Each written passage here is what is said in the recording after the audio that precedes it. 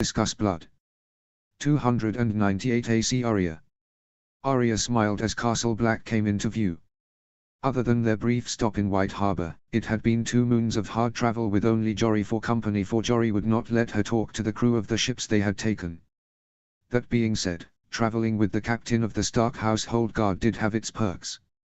It had only taken her 2 days of following him around the first ship they had taken north for him to finally relent and agree to teach her the basics of swordplay. If she had learned one thing from all her years living with Sansa, it was that being irritating and making the same demand again and again was a proven way to get what one wanted. "Are you okay, Arya?" Jory said quietly from behind her. She nodded. "I miss home." "You miss Nymeria?" She nodded, leaned back against him, and felt the horse shift in irritation underneath her. They had planned to travel by horse from White Harbor to the Wall, but when they had arrived in White Harbor, Lord Marndale had informed them a ship would be departing for the Wall Eastwatch, to be precise, within the week. There was space on the ship for 1 horse, and so Jory had agreed that, although it would be mildly cumbersome to share a horse, it would be faster than riding from White Harbor to Castle Black on their own horses. "She will find you," Jory murmured as he tightened his arm around her waist and kicked the horse forwards. "You cannot know that, Jory." He laughed and she felt his chest vibrate against her back, sending her jolting forwards. She turned in her saddle and gave him an unimpressed look. "That direwolf knows you better than you know yourself. There is nowhere you could go that she could not find you. You're just being nice. Stop your whining, Arya. You can't talk to me like that. I can talk to you however I want. I'm in charge." "No, you're not." "Yes, I am." She glared at him again, but eventually turned her attention back to the wall in front of them. "Do you think Jon has missed me?" "Do not ask stupid questions, Arya." She did not reply and, eventually, heard him sigh behind her. "Of course, he has missed you. You were always his favorite sister." "Do you think so?" "I have spent 8 years watching Jon run around and doing everything you asked him to. There is not a man in the 7 kingdoms who loves their sister more than Jon loves you," Jory said quietly. "He will be delighted to see you." "Good. He better be." ****. They arrived at Castle Black before twilight had fully set in. She tried to repress a shiver as they waited outside the gate as it creaked open.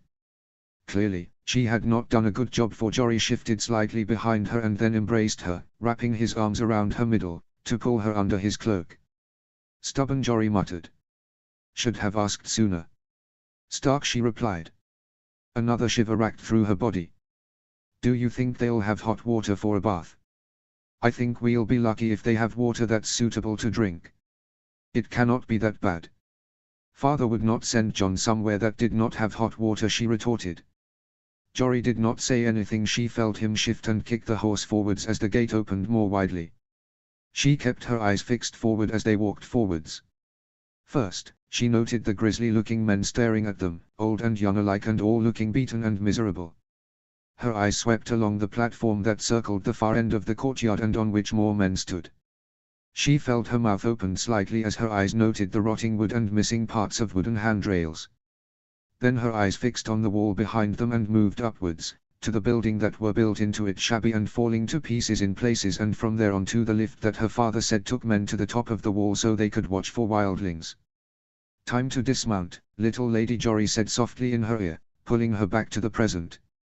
She nodded, unable to speak, and slid gracefully off the horse. She landed softly on her feet, despite the frosty ground underneath, and turned her attention back to the courtyard. She was barely aware of Jory dismounting behind her, so interested was she in what Castle Black looked like. Her eyes moved over the buildings she hadn't noticed at first, in the far corner by the entrance they had just come through. In front of one door, a door that looked distinctly sturdier than any of the others, stood an elderly man. His hair was completely white, and he was stooped over. As she stared at him, he inclined his head and gave her a small smile. Then he glanced to his side. Her gaze followed his. "Uncle Benjen." She squealed even as she broke away from Jory's reassuring hand on her shoulder and ran across the courtyard towards her uncle. Uncle Benjen swept her up into his arms and spun her around in the air. She squealed more loudly as he did so. Once she was back on the ground, he ruffled her hair. Not that I am displeased to see you, Jory, but why have you brought Arya here? This is not the place for a lady nor a child, Benjen said over the top of Arya. Arya detangled herself from her uncle's arms and glanced up at him. Your brother, Jory said, after a brief pause. He asked me to return her home from King's Landing, but also to deliver a letter to you. We sailed into White Harbor only a few weeks ago. As Lord Stark predicted, she refused to be left in White Harbor until I returned. He said if that was the case, or that I worried she would run off, I was to bring her with me. I thought you'd agreed I could come to see Jon. Arya interjected, hurt blooming in her chest. He spared her a passing glance and said quietly, look around you, Arya. Does this look like somewhere your father, let alone I, would voluntarily bring a child? And a lady? She cast her eyes over the courtyard again, noting how many men were gazing at them. Then she paused. They were not gazing at them. They were gazing at her. She inadvertently took a step closer to Uncle Benjen. A letter. Uncle Benjen said after a brief pause. To be delivered to you personally, Jory responded. Arya ripped her eyes away from the men of the Night's Watch and glanced up at the two men she stood between. They were ignoring her, eyes fixed on each other. Did he by any chance say anything else? No. Just that I was to bring you the letter, and if you were not here then I was to wait until you were, Jory replied. Arya stared up at them. Something was wrong. Her father was not usually so secretive. Jory was not usually so out of the loop. He was one of her father's most trusted advisors. Her eyes moved past them to the stooped man who was still stood next to Benjen and who was staring at her in apparent interest. Who are you? She asked before she could help herself. Forgive my manners, Arya, Uncle Benjen said before the man could respond. This is our maester at Castle Black, Aemon. She stared up at the man who bowed slightly as much as he was able to lightly and said, it is a pleasure to meet you, Lady Arya. Your uncle speaks of you often and fondly. He's never mentioned you, she said without thinking. She felt a flush spread across her cheeks at how rude she had been. Courtesies never came easy to her, and after weeks with just Jory for company and moons away from her mother, she had forgotten much of what they had tried to hammer into her at Winterfell. I do not imagine he would, the man remarked blandly. I am not very interesting. She went to respond again, then paused. Aemon is a Targaryen name. Aemon the Dragon Knight. Maester Lewin, our maester at Winterfell, told me. It is. You remember your histories, I see. Only the important bits, she replied, frankly. Then, unable to help herself, she said, a real Targaryen. Will you tell me about the dragons? He let out a small laugh, then a cough, and smiled softly at her. I can tell you all that I know, as long as your uncle and your guard are content. She turned away from the elderly man to gaze pleadingly up at Jory. She watched as his eyes flicked to Benjen, and she turned to watch too, who nodded. She smiled. Why don't you take her to the common hall, Aemon, and see if you can find her some food? She's likely starving, always is. Can Jory and I use your chambers to discuss the letter? Benjen said. ****. Less than an hour later, Arya was settled in the common hall with an empty bowl that had once contained stew in front of her. She gazed at the old man opposite her, inspecting him closely. His wizened face was kind. His eyes were soft. His mouth was upturned in a smile. What remained of his hair was as white as the snow in the mountains. It has been a long time since I met a child as young as you. I do not remember them being as quiet. You have questions, I am sure. I will answer anything you might wish to ask me, and do not think I will take offense. After this many years in this world, there is nothing that a girl of 10 could say that is worse than anything I have heard before, the old man said, eyes sparkling in mirth. How old are you? She breathed. 100 name days. In a few moons, 101. Did you ever meet the Hedge Knight? She whispered, or tinging her voice. Of course. What is more, I spoke to him often. I shared letters with him until he died. He was nearly family to me. He was my little brother's best friend from the day my brother squired for him. She gazed at him, open-mouthed. Your brother? You the brother of Aegon V? He nodded at her. My grandfather was King Daeron. My father was Kingmaker. My brother was King Egon. My nephew was King Jaehaerys. My great-nephew was Aes. She did not speak for a moment, trying to puzzle out what to ask next. You do not know how to feel, the old man remarked after another silence. You received an education on the history of Westeros. On House Targaryen. He paused, and at her nod, continued, it is hard, I imagine, to see me frail and old, that I am sitting in front of you and know that my father was one of the best kings that Westeros ever knew, and yet also know that my great-nephew was all that he was. She nodded. He had put into words what she could not. As I said before, ask what you wish, and I shall answer. She paused, wondering what to ask first. Your other brother was Aerion Brightflame. He drank wildfire. She waited for a moment, expecting that despite his nice words the old man would take offense. He did not. He smiled at her. He did. Why? People believe he thought he would turn into a dragon, the man said shortly. Then he sighed. House Targaryen has always had a bond with dragons, as you alluded to earlier. For better or for worse, our strength has been tied to them. My brother died exactly 81 years to the day after the last dragon did. That's sad, she said softly. Very, he agreed. Why are you here? You were a prince. Why does that matter? Can a prince not serve? Must a prince live in a castle and have wives and host feasts and tourneys? She shook her head. Of course not, silly. A prince can do anything. Why did you become a maester? Why did you come here? He blinked at her. I did not mean to offend you, she said quickly when he did not reply. He smiled at her again. The same wizened smile that made his face wrinkle even more and made him look like, in her limited opinion given she had never known one, a grandfather. I am not offended. I am merely surprised that you chose to ask that. Why? Because only 2 other people have ever asked, he responded quietly. Then he drew himself up slightly straighter on the bench across from her. I joined the Maestas because I was a 3rd son of a 4th son. My grandfather rightly felt that there were too many Targaryen males in King's Landing. I had always been intelligent and bright. I always had an inquisitive mind and a fire in my belly to learn as much as possible. Sending me to the Citadel made sense. She nodded, understanding what he was not saying. Too many men with a claim on the throne in one place, it sounds messy. He smiled at her. Exactly that. So, I joined the Maestas. Then, when my father became king, he summoned me back and asked me to advise him. I said no. From there I went to Dragonstone to serve my older brother. And from there, I came here. You said no to your king. I said no to my father, the old man corrected gently. Was he angry? I believe so. She paused as Sansa's furious face after Lady's death flashed through his mind and their arguments in King's Landing.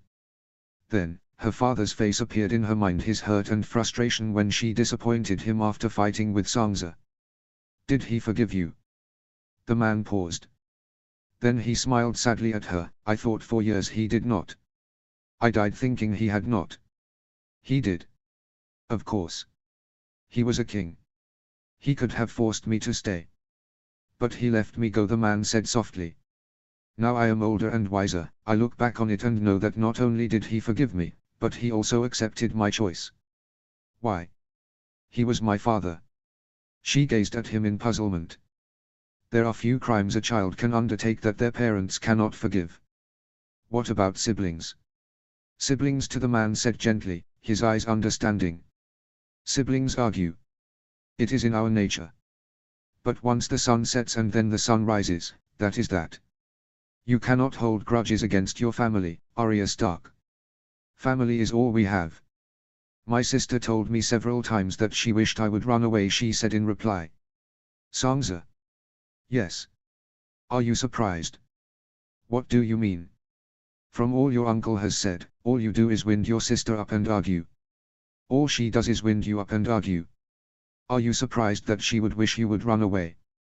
I am sure you have wished things on her too. She went to open her mouth to refute what he had said. To argue. But she stopped. He smiled softly and knowingly at her.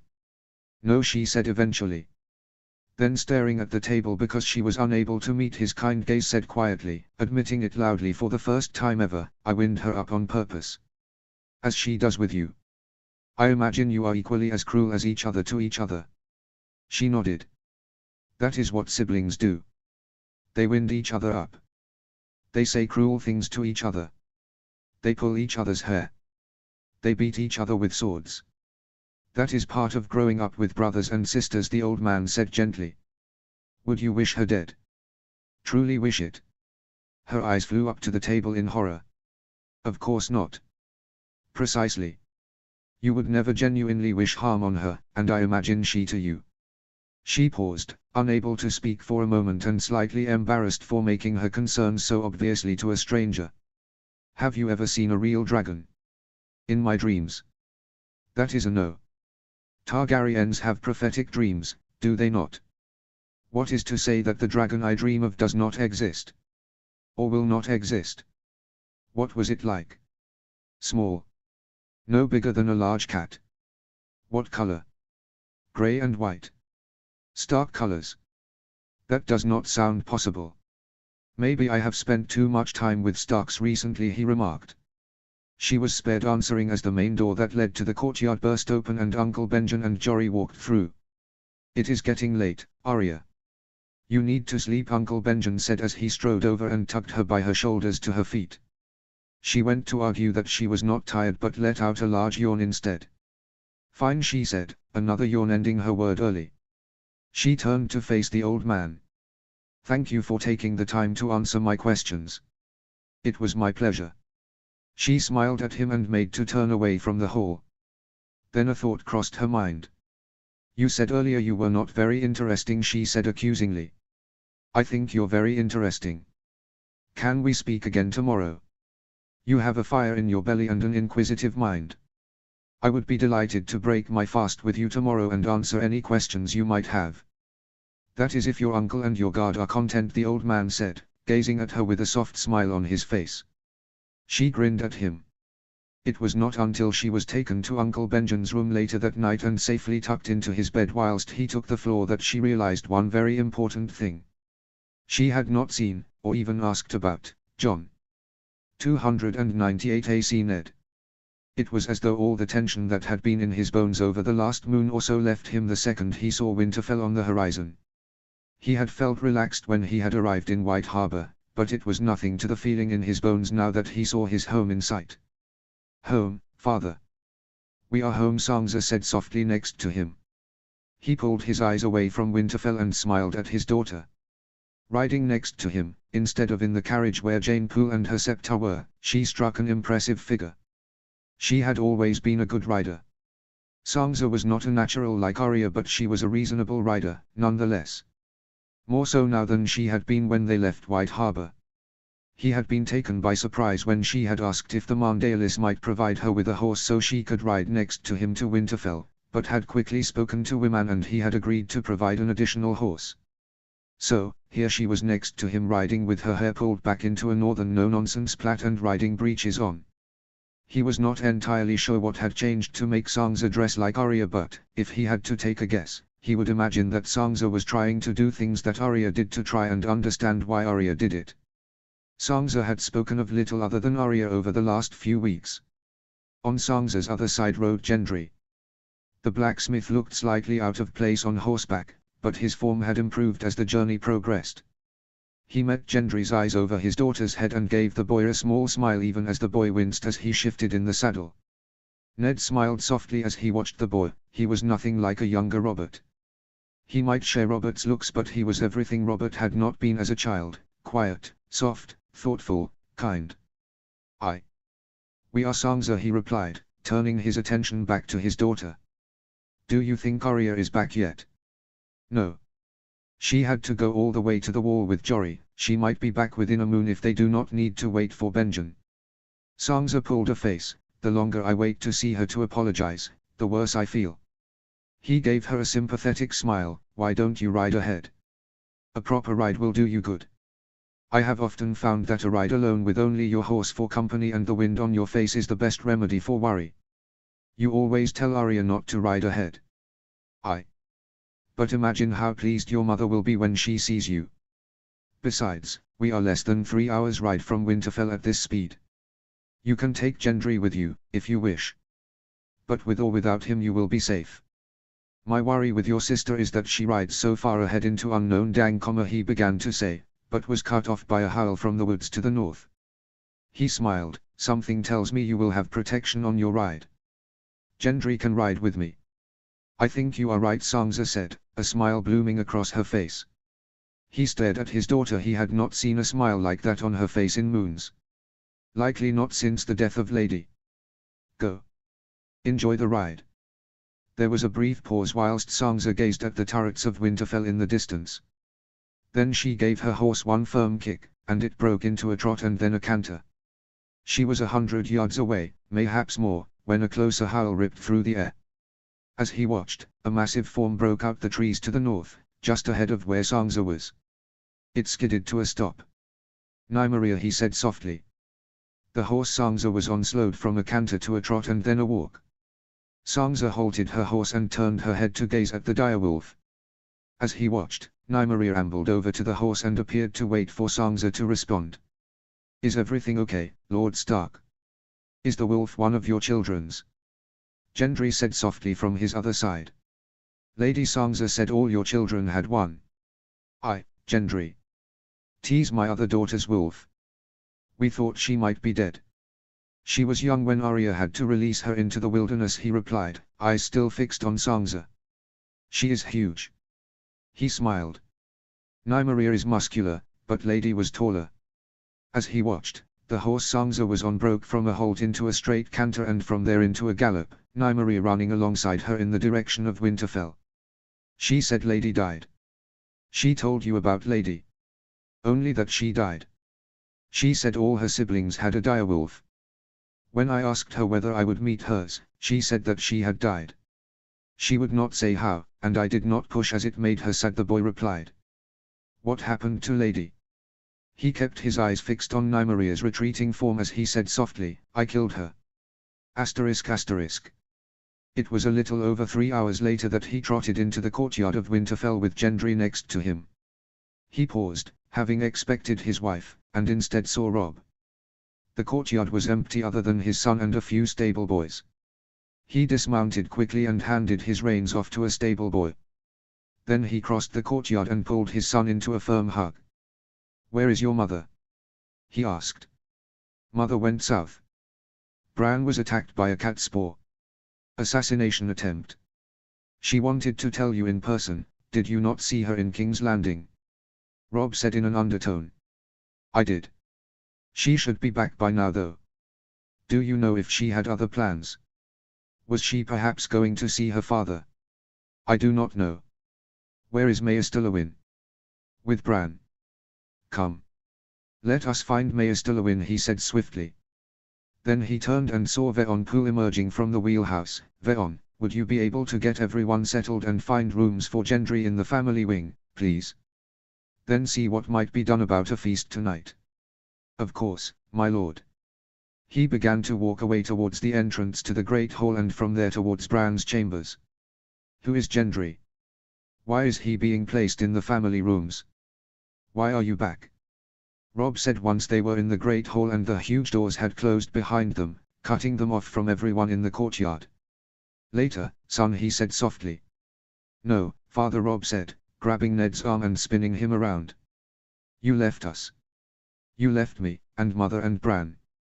The king came north, and you went with him instead of staying with us. You put the king above us. You should have said no and be firm on it instead of rolling over. And now you are back. You did not tell us you were coming. You have just appeared with Sansa but not with Arya. Where is Arya? He stared at Robb, who stared back at him. His son had grown in his absence. He was taller, mayhaps only an inch or two in height, but taller. He held himself taller. He was broader with muscles more defined but also clearly more confident. All those things made him seem older too. He sighed. And Robb was right. He could have said no more firmly to Robert. He should have said no more firmly. He had many things he could have used as excuses, Bran's fall, Lyanna's death, his father's death and his brother's deaths in the south and his worry that Starks did not belong in the south.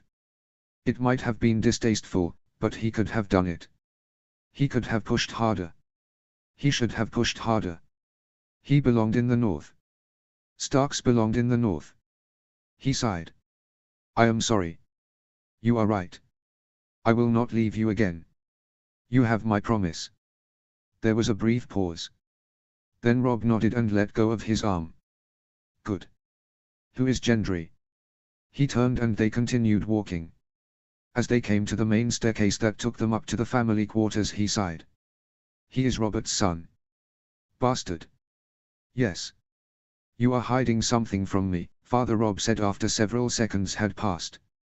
There is no good reason to bring him here. Mother will not be pleased. Yet you have done it anyway. I will not push you now. But you need to stop keeping secrets from me, from Mother, from the family. You need to be able to trust us. More importantly, you need to put us first. You must put this family first. I will do better. Good. They walked in silence for several more minutes until they came to Bran's room. He froze when he heard his son's laugh inside. The guards outside inclined their heads at him but otherwise did not acknowledge his return. You did not think he was truly awake? The letter said he was. Lord Wyman mentioned the good news. But I did not wish to hope, he said quietly. Rob nodded. As Ned watched his son gave the door a puzzled look, this is the first time I have heard him laugh since he woke up. I wonder what has pleased him so. Rob paused and then said, We'll enter now. The guards pushed the door open, and Ned blinked in surprise at the sight. Sat up in bed with Sansa behind him hugging him as tight as she could and still clad in her riding breeches and Nymeria across his lap, was Bran. At the foot of the massive bed, Summer was sniffing his packmate carefully. Father! A voice squealed out. He looked down just in time to see Rickon collide with his legs. He bent down and lifted his son up. Who are you, then? You look like my son, Rickon, and you sound like him. But surely my son cannot be so big.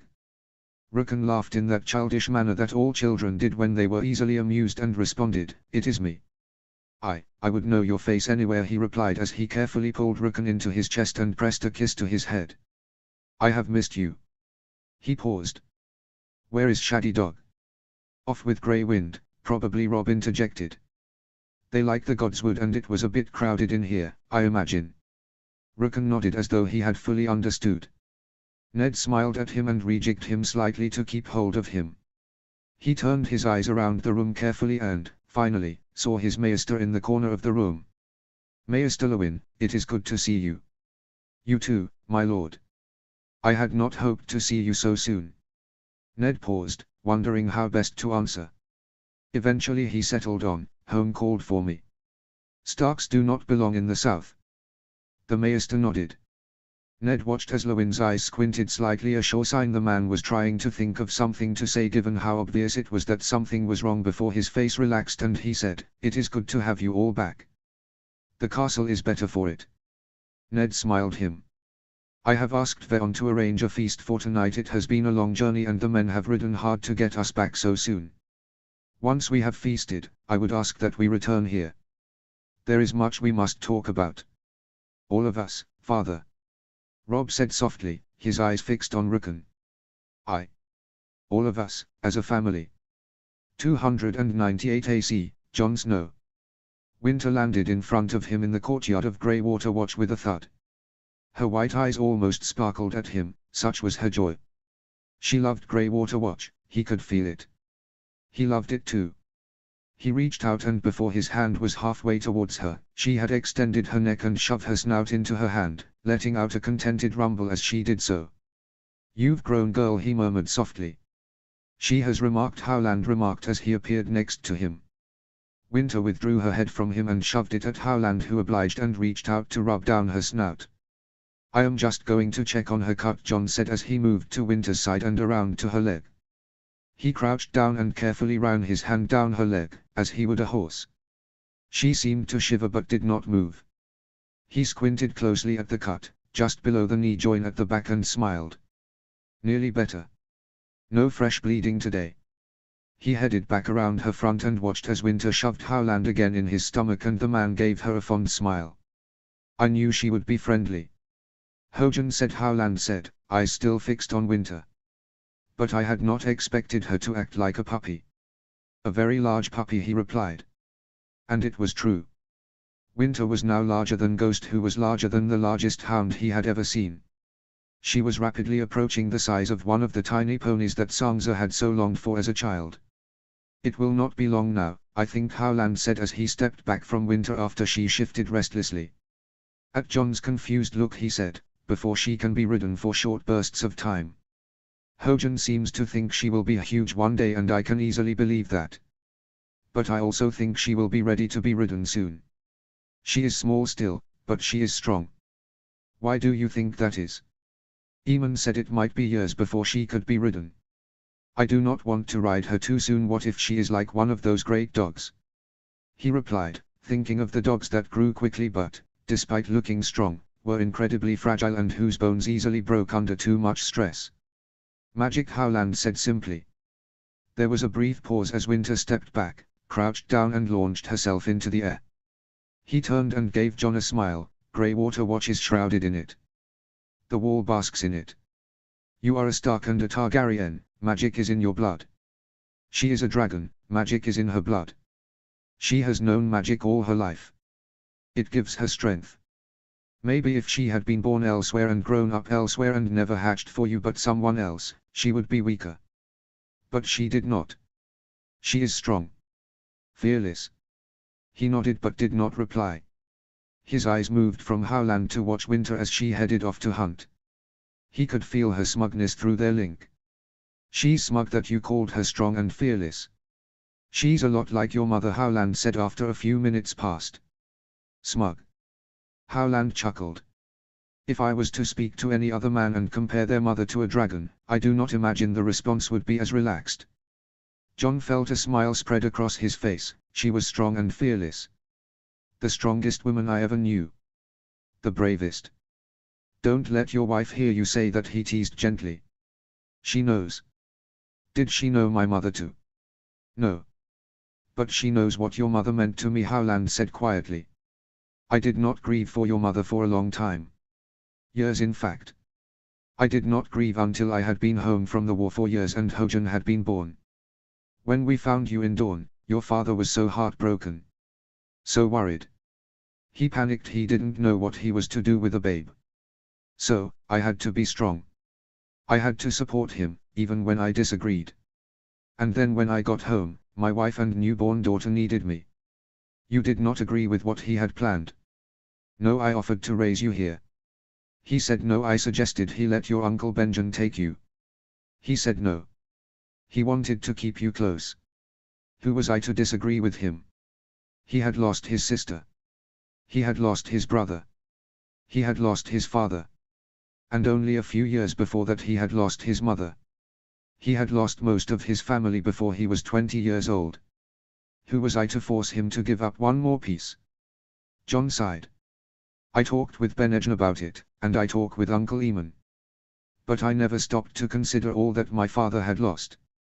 Howland gave him a wry smile. It is hard, sometimes, to think of those we love most as weak and needing sympathy or pity. Your father is a strong man. A good man. He did what he thought was best. He has always done what he thought was best. It does not always mean he was right in his actions. But he tries. He has spent years trying to do what he thought was right. Jon cast around, trying to get the conversation back onto more comfortable territory. How was my mother so strong? As Jon watched, Howland opened his mouth to reply, but before he could, a call drew their attention. They both spun together to face Moira. What is wrong? Jon said, before Howland could speak. Scouts returned. They said that Moat Cailin has been reinforced. At least 1,000 Marndaeli men, Moira said, eyes fixed on Jon. 1,000. Jon breathed out. What for? The scouts didn't get close enough to hear anything. They came straight back once they realized how many men there were, Moira replied. Your father must have asked them to reinforce the moat. Wyman Marndaeli would not have acted without a direct order from Ned. Although your brother is in charge of Winterfell in your father's absence, I do not foresee him having asked. This is a big move. So, it must have been Ned. Which means he either understood your letter, and is trying to protect you. Or something has happened, and he is trying to protect your siblings. What could have happened though? I do not know. But clearly something significant, Howland said, his brows furrowed. Then he straightened up. It has been a long time since I saw my old friend. Over a decade. I believe I am well overdue a visit to Winterfell. I will go and find out what has happened. Father, you've only just come back. Ravens cannot find us here, Mira. Riders cannot find us here. Something big has happened and I cannot sit here and know that Moat Cailin has been reinforced for the first time in over a century and not act. You will have command of Greywater Watch one day, you know I am right. There was a brief pause. Mira inclined her head. Very well. Good. I will leave at first light. Interlude, 298 AC Eamon, flashback. You said my father wrote to you about my sister and my brother. Yes. Often. He was so proud of your sister. Aegon was just a babe. It is hard to be proud of the achievements of babes, for they don't do much. But he loved them both very much, he replied gently. I have letters somewhere, if you wish to read them. Jon's eyes had lit up as Aemon was speaking, and his nephew was nodding his head even before Aemon had finished. They are in the chest, I believe, he said. Are you happy to fish them out? I am afraid today is not a good one for my joints. Of course, Uncle Jon replied. His nephew crossed across the room from where he had been standing next to the fireplace as the dragon pranced through the flicking flames. Aemon kept his eyes on her whilst his nephew's back was turned, for if the dragon was left unattended for a second, she would cause chaos. Even as he watched, she jumped onto one of the burning logs and started trying to eat it. Her jaws wrapped around the smallest log and made to lift it up. Nephew, she's eating the logs again, he said. Even as Jon turned back around, the dragon was out of the fireplace, merrily dragging her burning log behind her. Sparks flicked off it onto the stone floor. From his position on the bed next to Aemon, Ghost lifted his head and gave what could only be described as a derisive snort and then sunk down again. A good plan, Aemon said quietly. It took a few minutes for Jon to carefully wrestle the burning log away from the dragon, who was merrily running around the room with it between her teeth. Do you think she believes she is a direwolf?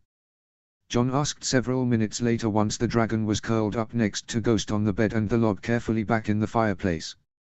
Possibly, he replied, amusement tinging his voice. More likely though, she is bored. She is over 2 moons old now, nephew, and she has never left this room. I will have to leave soon. Yes. But not yet.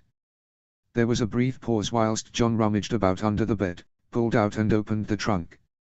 Eventually he found the stack of letters and carefully riffled through them until he clearly found the one he was looking for. Will you read it, Uncle? Of course, he replied, taking the letter carefully from Jon and leaning back against his pillows. Next to him, Ghost shifted slightly and then snuggled in deeper. On Ghost's other side, the dragon jumped off the bed and settled down in Jon's lap, gazing expectantly at Aemon. He sighed in contentment. Dearest Uncle. Elia has now completely recovered from Aegon's birth. She has finally agreed that she cannot survive another birth. I have been clear that she has birthed me a son and that she has done her duty. Aegon is sickly though. He is frail, like his mother. I worry that he will not survive into adulthood. I have spoken at length to Elia about this, and she agrees that we will see how Aegon is over the next few moons and then decide what action is to be taken. She longs for Dawn.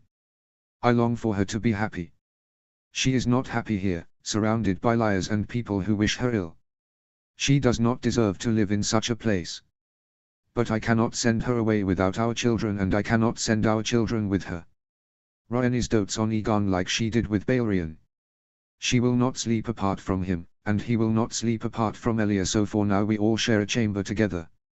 In the mornings I often find Balerion has made himself comfortable on my pillow. I will often walk with the children in the gardens of King's Landing and down to the beach. Rhaenys will play in the sand and Aegon watches her. I believe that when they grow up, they will be the best of friends and protect each other as family should. Just this morning I caught Rhaenys trying to smuggle some pomegranate cake into Aegon's crib. She is too young to understand that he cannot eat solid food. I did not wish to disappoint her, so I said that I would give it to him once he woke up from his nap. Tomorrow I will leave once again for Summerhall. Rhaenys will come with me this time, you know why. She is 2 now. I hope that she will have more luck than I. You mentioned the new recruit, Lord Joe Mormont. A good man. I have met him several times. His son is a fool though. I know that the Night's Watch needs more good men, and you will have found one in Joe, but I believe he has made a mistake in leaving Bear Island to his son. If you have not already realized, he will say what he thinks. He is a good fighter and an intelligent man. I would not be surprised if he becomes Lord Commander in his time. How are you, uncle? You have not spoken of yourself in some time. How is everything at the wall? Do you still need more recruits? I know you will not appreciate me saying it again, but the offer remains should you ever wish to come back to King's Landing. Your nephew, Rhaegar. Aemon paused after he had stopped reading. He took my sister to Summerhall. Yes. Why? Your father felt a tugging from one of the eggs in the ruins of Summerhall, but try as he might he could never find it, I have said before, Aemon said softly. He sighed and, praying that he was not about to make a mistake, said, he believed that the eggs were destined for his descendants. He hoped that your sister might lead him to the eggs. Did she? No. Why do you think? At the time I thought it was just him being a dreamer. He was prone to whimsy and hope. I did not dispute the fact he could feel a tugging from an egg. I had always felt something from mine. But I did not think an egg would ever hatch, whereas your father was convinced they would. Now I believe that the egg he felt was destined to hatch from his line, but not for Rhaenys or Aegon. Me. Or one of your children. Much like my brother's egg likely will. Why? House Targaryen was weak following 2 generations of brother maying sister. Although Rhaenys and Aegon were not the product of incest, there is no magic in Dornish blood. I do not think they could have hatched a dragon. But there is magic in Stark blood. There always has been magic in Stark blood. You believe the magic in Stark blood helped? Yes. Fresh Stark blood with magic in it combined with Targaryen blood. It was the perfect combination, I think, Aemon said softly. There was a long pause whilst Jon seemingly digested what Aemon had said. As Aemon watched, one of Jon's fingers moved up and down the gap between the spikes in his dragon's back. He smiled, unable to help himself, as he watched his nephew draw strength from his dragon. I will need to marry one day, uncle. What if I marry someone and our children cannot ride my dragon, or any other dragons? What if I make the wrong choice? Jon said softly. His eyes were fixed on the dragon who was snorting gently under his attention. She needs someone. Whether that be me or my children. Even if I manage to hatch other dragons one day, she will need a human. They will all need humans, or I will have brought destruction on the world. You think that she would burn cities to the ground simply because she does not have a rider worthy of her? You think that she could do that?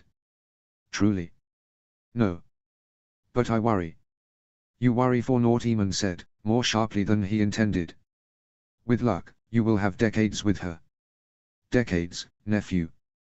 Even the wild dragons of old did not lay waste to cities for no reason. She will have you to guide her for years before you are gone, and it is a big if, she never takes another rider, then she will survive. You are sure? Jon said, his eyes flicking up to Aemon. Yes, he replied. Then he smiled. Besides, Daenerys and Viserys are still out there and alive. If we are lucky, you will hatch more dragons from the eggs we know of, and they will take Daenerys and Viserys as their riders. If we are truly lucky, your aunt and uncle will have children of their own one day. Your children may marry theirs, one day. And I am sure that a child of Daenerys of Viserys and a child of yours would have more than enough Targaryen blood to be a rider. Do not forget, nephew, that Rhaenyra Targaryen's children were likely the blood of Harwin Strong, not Lena Valerian. They only had the blood of House Targaryen from one of their parents, and they still took dragons of their own. What if they do not have children? What if they die? Jon whispered quietly. Aemon sighed. Do not spend your years worrying about things that may or may not come to pass. Focus on the present, nephew. There is no use in worrying about the future if you cannot survive your present. Chapter 10, Family. Chapter Text. Chapter Summary. Eamon and Benjen discuss the past. Ned tells Robb the truth. Oren arrives in V's Dothrak. In our interlude, Eamon challenges Jon's assumptions, one assumption at a time. 298 AC Eamon Targaryen. Brother. I will return north as soon as an opportunity arises. Keep Jon safe. Ned. He stared at the letter in his hands for a few moments, digesting the words. Pointless letter, Benjen remarked, a scathing tone to his voice. Eamon raised his eyes from the letter to meet Benjen's gaze. The other man's eyes were nearly as dark as the sky on a cloudy night, the grey in them nearly completely gone and given way to black. He was furious. Eamon had not seen Benjen this angry, ever. He sighed. It is not, Benjen, he said, trying to tread the line between not coming across as patronizing and not sounding belligerent. It tells us nothing, Eamon. Nothing, Benjen snicked as he dropped heavily in the seat by Eamon's desk and put his head in his hands. It does not tell us if he supports Jon. If he is angry with me. What he will do. It tells us nothing. It tells us everything, he replied. There was a brief pause and then Benjen lifted his head from where it had been buried in his hands. The look he gave Eamon was utter defeat. He has not even acknowledged what Jon said. He has said nothing of value. He has offered no apologies to Jon. Why should he? He asked pleasantly, leaning back against the pillows. At Benjen's horrified face he continued, he has addressed the letter to you, not to Jon. Why would he apologize to Jon in a letter to you? Benjen did not reply. The light streaming in through the window by the door where Eamon had spent moons having the curtains carefully shut given the dragon's presence cast shadows across the man's face that made Benjen look far older than his years. Eamon squinted more carefully. No. It was not the light. Benjen did look older. Older than he had the day before. He clearly had not slept well, the dark circles around his eyes were pronounced and his skin was pale. You think he will turn his back on Jon, he said softly, realizing why Benjen was so angry. You think that the careful words in his letter, the request to keep Jon safe but no other acknowledgement, convey anger. You think he is coming north to stop this? Benjen jerked out a nod. Eamon leaned forward, ignoring his protesting bones until he was upright in his bed. Then he shifted until his legs were hanging over the side and he could lean forward and put a careful hand on one of Benjen's. Benjen, look at me, he said quietly.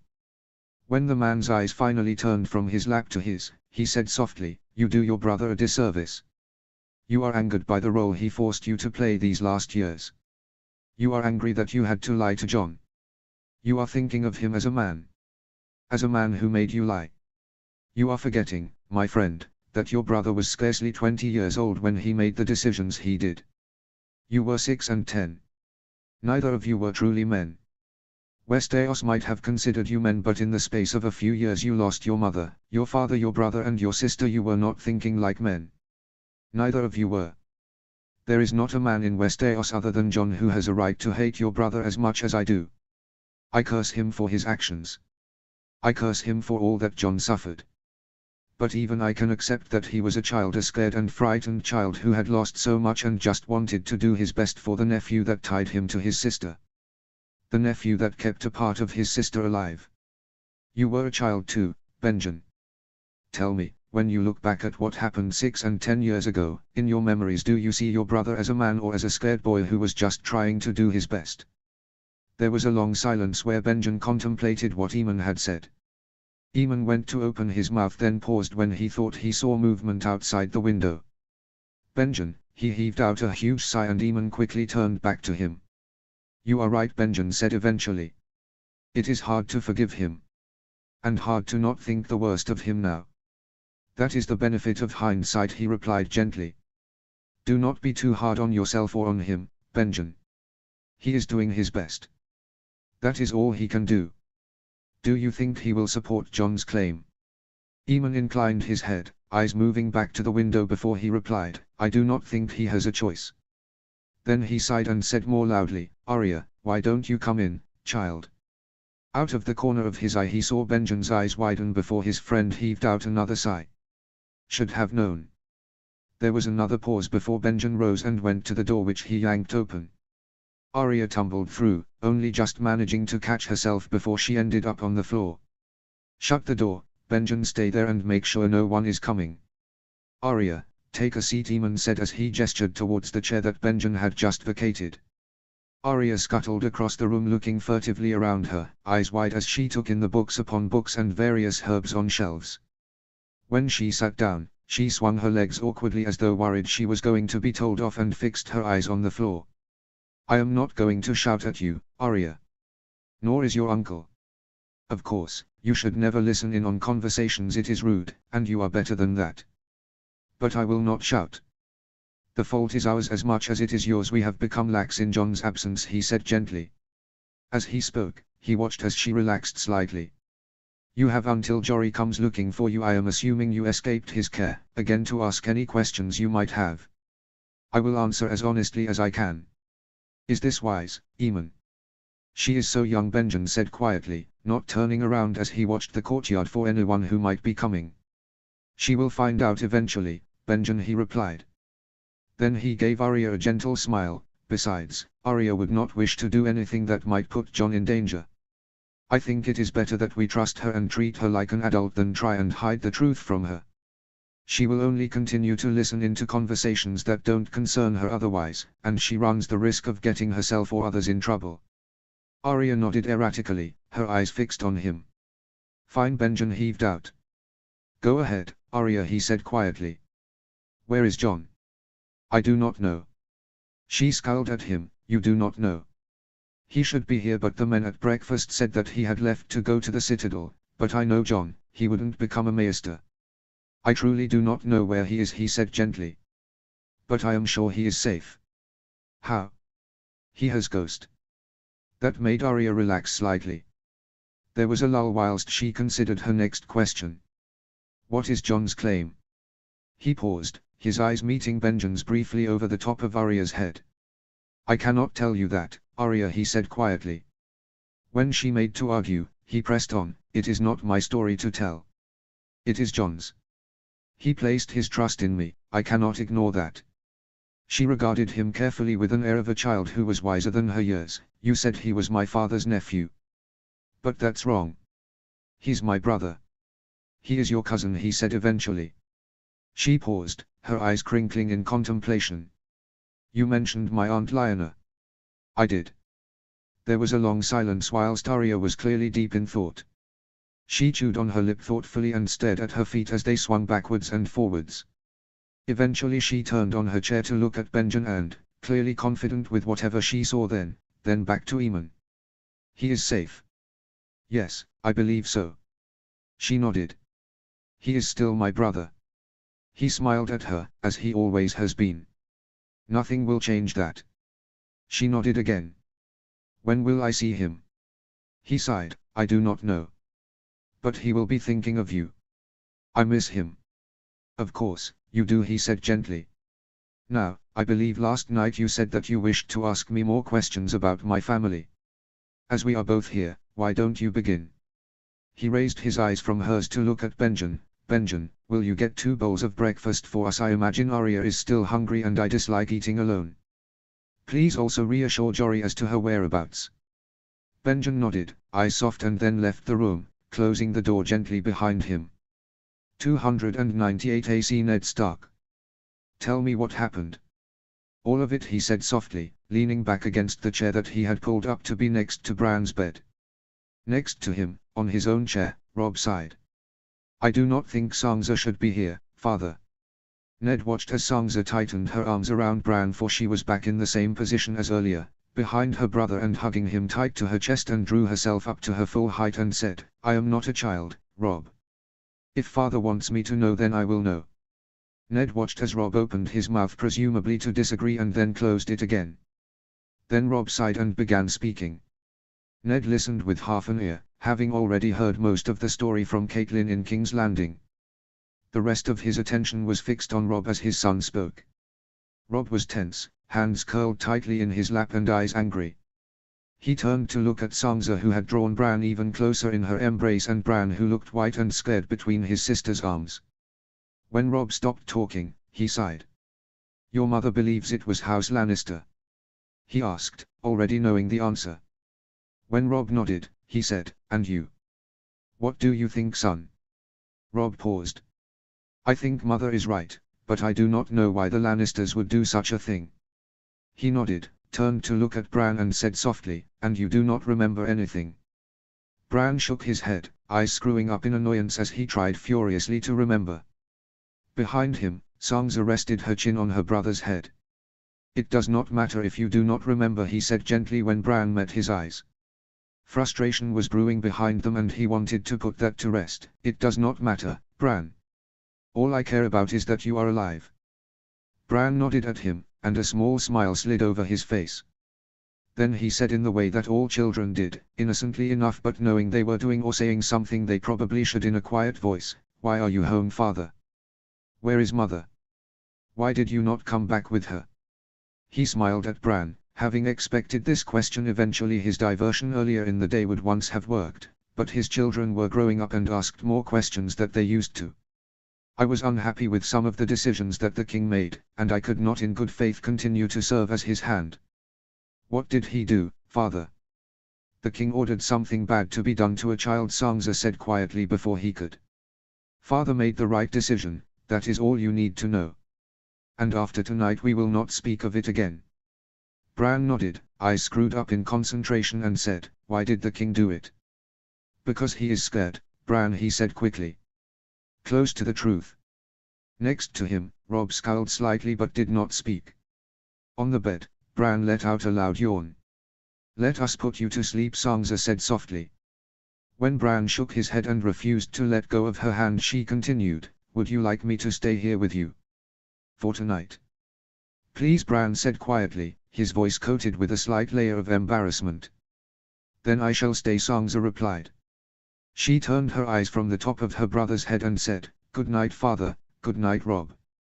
Clearly dismissed, Ned rose and then placed a quick kiss to the top of Bran's head, something he had not done in years, and said quietly, I shall ask a guard to find Summer and Nymeria.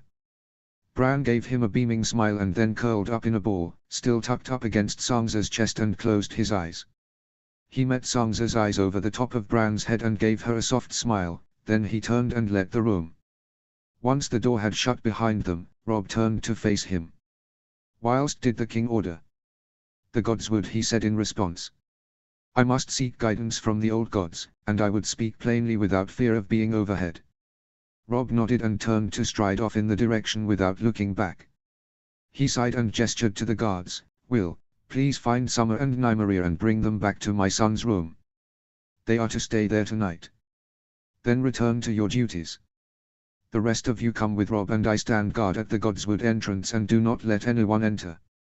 He then turned and followed Robb down the passageway and towards the Godswood. He used the walk to try and settle his beating heart and decide what he was to tell his son. He was hurt, if he was honest, by Robb's response.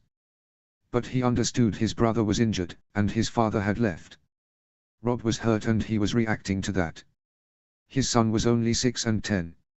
Still a child, really. Once they had stopped in front of the weirwood tree, he stared up at its branches and smiled. The Godswood in King's Landing was nothing compared to this, neither, really, was the one in White Harbor. He took a moment to himself to recite a quick prayer to the old gods, praying for strength and guidance to make the right choices, and then waited for Robb to finish his own prayers. The children, he began softly once Robb had opened his eyes again and moved away from the weirwood tree. Robb's eyes shot to his and he cleared his throat. The Queen's children, they are not Robert's.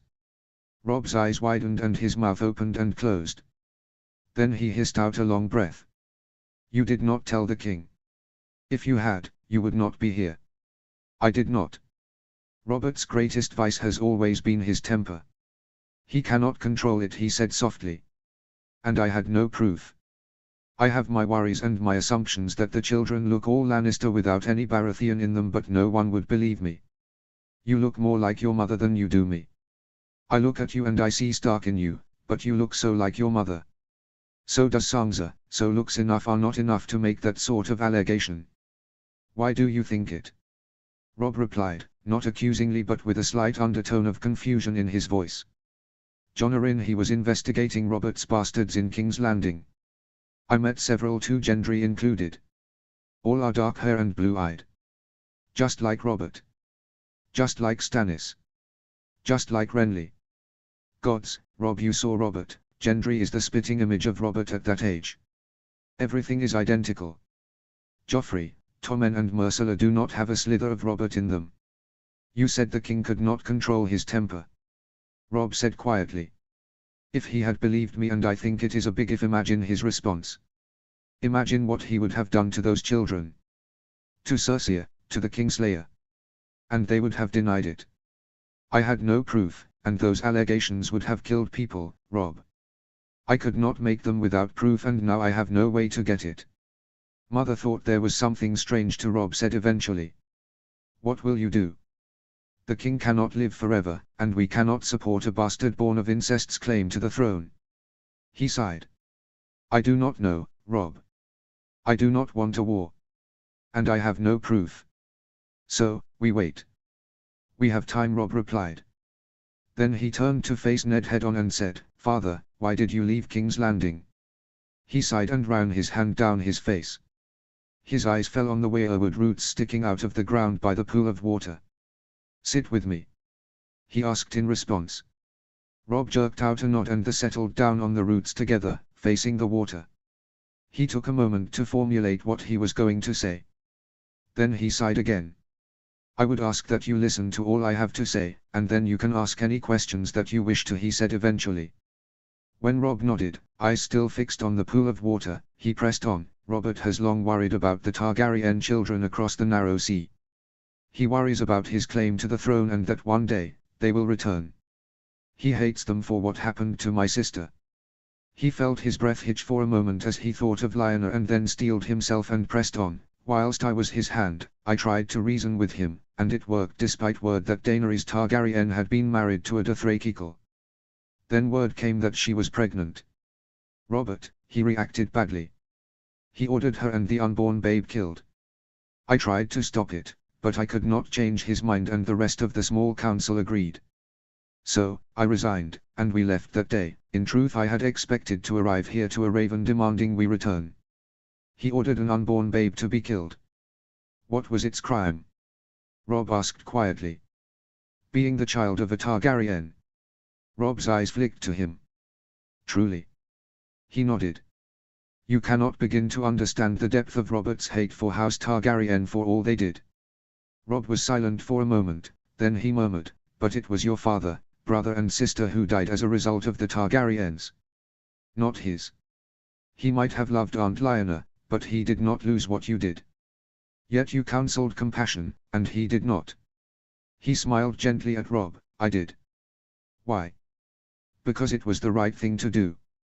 The Dothraki will never cross the Narrow Sea. Daenerys Targaryen is a child, she is your age. Her child is unborn. They have committed no crime, and even if she had committed a crime, it should not be her child who is punished for it. Mostly the truth. What a mess, Robb said quietly, eyes fixed on the pool of water. What do we do now? Will they ask you to return south? I do not know. But I will not leave Winterfell again. My place is here. 298 AC Oren waters. It had been an easy trip to Essos. They had crossed the sea in 3 weeks. If Oren had been a God-fearing man, he would have thought that the gods themselves had been on their side, for the winds had been favorable and the sea choppy, but in the right way.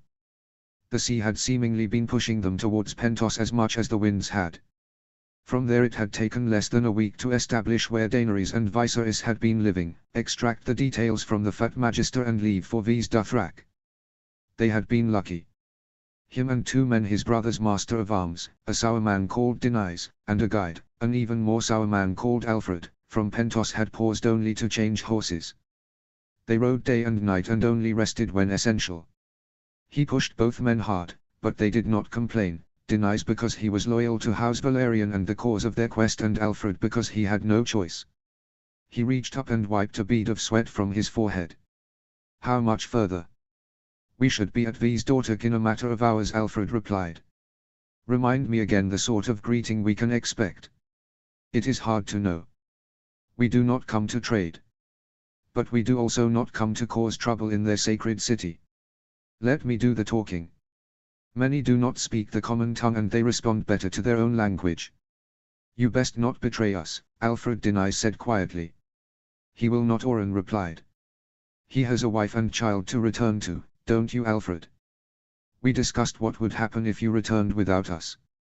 A wife and child current being cared for by 99 men he had left on the ship and around Pentos. 100 men would not stand a chance against the might of Khal Drogo's khalasar, and so Oren had left a good man in charge and just brought Denys with him alongside the guide he had persuaded into helping. He was usually above such measures, but time was not on their side here. Haste was called for. As far as Alfred was concerned, if he returned without Oren and Denys, then his wife and child's lives were forfeit. That would, of course, not happen. But he didn't need to know that. Oren paused as he saw a shape emerge. 2 giant horse statues arched over the path in front of them in the distance. Despite the dust that was kicked up by the horses, when he squinted he could see the outlines of buildings and markets behind the giant statues leading up to a huge domed building in the distance. He smiled. We are here, Alfred said. Remember what I said about your weapons? Oren inclined his head. That was no issue for him. He'd respect their customs, up to a point. He'd keep a knife in his boots that no one would ever see, not unless they stripped him anyway, and if that happened then he likely would have bigger issues to contend with. Let us go. With any luck we will find your prince and princess by nightfall. Oren scowled at Alfred's back as the man kicked his horse forwards. Truthfully, he did not like Alfred, for there was something about the man that set him on edge. But he couldn't place his finger on it, and Denys had not yet given any indication he did not dislike the man, so for now he would play nice. ****. It was less than 2 hours later that Oren and Denys were being led through V's Dothrak by a man named Rakaro who, unfortunately, only spoke the harsh tongue of the Dothraki. It had been an uncomfortable hour watching as Alfred explained multiple times why he had led 2 men who had nothing to trade to the sacred Dothraki city. Eventually, he had trotted out the name Targaryen, and a large man with a drooping black moustache had turned around from where he had been examining a horse and conversed briefly with Alfred. Then Alfred had merrily passed Oren and Denys off to the man Rakaro and said he would see them later, for he was off to find some food. Where are we going? Oren asked after a while. It felt like they had traversed miles, but he knew that it was just fatigue speaking. Rakaro did not speak and instead kept walking towards a domed building. I don't think he likes you, Denys said quietly. He does not speak the common tongue, a gruff voice said from their left. Oren spun, his hand instinctively going towards where his sword would have been before he dropped it. He glared at the man in front of him. Jorah Mormont looked the same as he had done at the tourney at Lannisport 9 years previously. Oren had only been a boy of 2 and 10 then, but he could clearly remember Jorah being declared victor over Jaime Lannister and then crowning Lioness Hightower his Queen of Love and Beauty. The only difference now to how Jorah Mormont had looked all those years before was the man had even more hair on his arms now. What the fuck is a northerner doing in V's Dothrak? The same thing you are, Jorah replied. I doubt that. You are looking for the Targaryen children, are you not? To keep them safe. What of it? I have already pledged my sword to them. Do they know what you did, Jorah Mormont? There was a brief pause. They do not. Oren was spared from answering by yelling coming from ahead, both in common tongue and in the harsh tones of the Dothraki tongue. Jorah froze and then took off running. Oren shared a fleeting looking with Denys and then took off after him. They weaved in and out around log houses and resting horses as they followed the sounds of the yelling. Eventually, Jorah skidded to a stop in front of 2 large Dothraki men who had a white blonde-haired man struggling between them. On the ground in front of them was a large sack. As Oren watched, Jorah spoke in the rapid and harsh tongue of the Dothraki to the 2 men holding the blonde-haired man. Jorah's face tensed when one of the huge men replied. Then Jorah sighed and bent down to pick up the large sack. He reached inside and pulled out an ovular object. By the gods! Denys breathed out quietly. Oren did not answer, his eyes were fixed on the black and red dragon egg. He had seen pictures of them in books on the Driftmark, and he had seen the paintings on the walls on the Driftmark of Valerius of old, those with Targaryen blood and their dragons, but there was something different about seeing a dragon egg in real life. One of the men, the one closest to Rakaro, started speaking quietly. his dark eyes flashing in anger as he dropped one arm from holding Viserys and gestured between the sack and Viserys. Oren froze, his own eyes fixed on the wide, crazed eyes of Viserys Targaryen. He was thin, not the thin of the noble women of Westeros, but an unhealthy thin that spoke of starvation and malnutrition. His hair was lanky and lilac, eyes frenzied. It was hard to believe that Viserys was only a year older than Oren. He looked like a man twice his age, haggard before his time. He looks like his father. They are mine. Viserys yelled as he thrashed between the two Dothraki men. They belong to the Khaleesi. It is up to her to decide what she wishes to do, Jorah Mormont said, as he put the large egg back into the sack. He paused, his eyes flicking to Oren and Daenerys, and then barked out instructions in the harsh Dothraki tongue to the two men. What she wishes. I am a king. Viserys yelled, even as he twisted his arms into increasingly uncomfortable-looking positions in his quest to get free. I am king. Rakaro barked out something in the same harsh tongue, and the two men holding Viserys Targaryen laughed. I would speak to Viserys and his sister alone, Oren said softly, then again more loudly when he realized no one had listened. Rakaro froze, and even though they clearly did not understand what had been said, so did the other two men. Jorah's eyes widened. Who are you? Viserys Targaryen asked when no one else spoke. Oren Waters, brother of Montford Valerian, the Lord of the Tides and Master of Driftmark, he replied, watching Viserys closely. The man's eyes widened in shock and then seemed to glow as something swept through him. You hear that, Sir Jorah? House Valerian has come to our aid. They have come to the aid of their king. Perhaps we could speak alone. With your sister, of course. The matter is sensitive, he said softly, deliberately not using any titles to address Viserys. Yes. Let us speak alone. Sir Jorah can join us, Viserys said, finally wrenching his arms free from the grip of the two Dothraki on either side of him. Oren watched as annoyance and confusion flashed across Jorah Mormont's face. Finally, the man inclined his head and spoke quietly to Rakaro, who nodded once and strode off with the two Dothraki men. Viserys turned and walked off in another direction, the sack abandoned on the floor. ***. She was beautiful. She looked exactly like Montford said her mother had, violet eyes, long, pale silver gold hair and a slender frame. There was a strength to her though. A way to which she held herself. It was similar to Montford in a way, if he was honest, proud, confident. It was something that Oren had never mastered. He could hold himself tall and proud, but the stain of being a bastard ran deep, even if his brother and nephew did not care. He had always lacked that natural confidence, although he made up for it in false bravado. Daenerys Targaryen was everything her brother was not. Intelligent eyes, soft smile, confident. Viserys, in comparison, had manic eyes, a harsh turn to his lips and seemed hunched in. Most importantly though, she was pregnant. A child and pregnant. But it was not his business, and he would not raise it. She was studying him carefully as her brother stood next to Jorah Mormont, quiet and subdued. Viserys Targaryen's eyes were fixed on the dragon eggs that Jorah Mormont had put back in the brazier in the middle of the room. It only took a quick look at him to see that the boy was not looking at the eggs, not really. His mind was elsewhere. Outside the tent, he heard Daenerys sigh and shift. The fabric of the tent rippled slightly. Clearly, the man was as close as he could reasonably get to listen in on the conversation without actually being inside the tent. Oren hid a smile. He liked the man's tenacity. You are Montford Valerian's brother. Daenerys Targaryen said softly as she leaned back against the cushions on the chair she was sitting in. Yes, princess, he replied. Why are you here? Before he could answer, Viserys spoke over him, clearly having been jerked out of his thoughts by his sister's voice, and said in a patronizing voice, Is it not clear, sweet sister? He has come on his brother's behalf to pledge their support to my claim. They are going to help us go home. Oren watched as Daenerys flashed her brother a pitying look that Viserys, so focused on his own victories, failed to notice.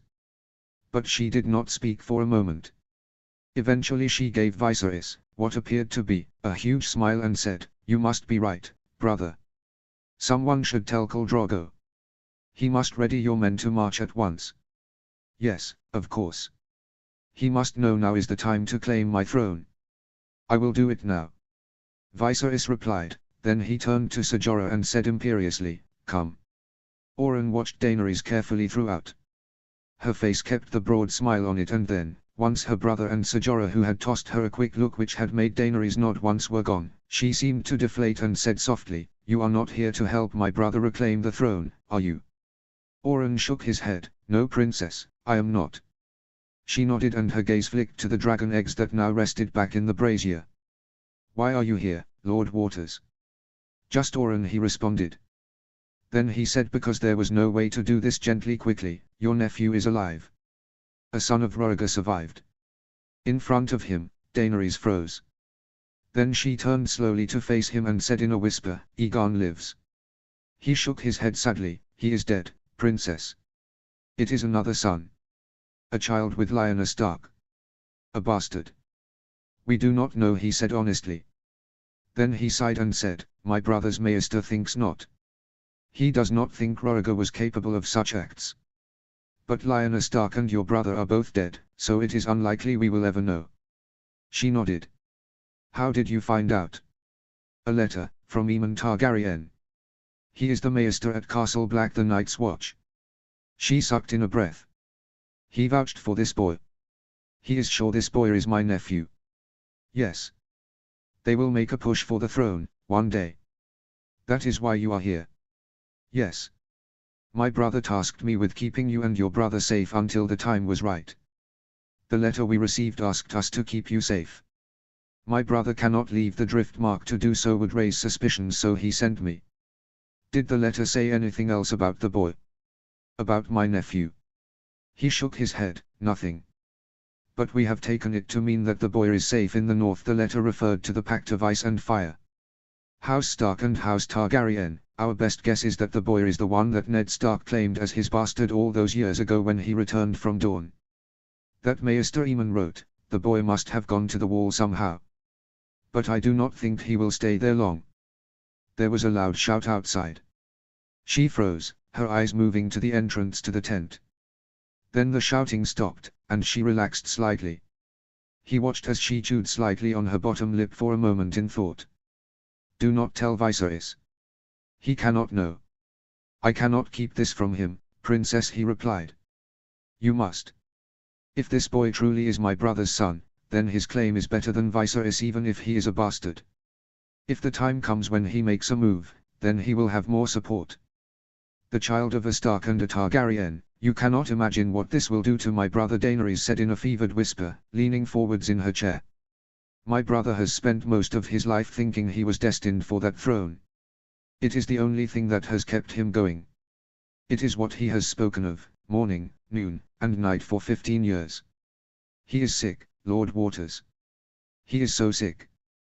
This would kill him. And I cannot lose him. Not now. I need more time."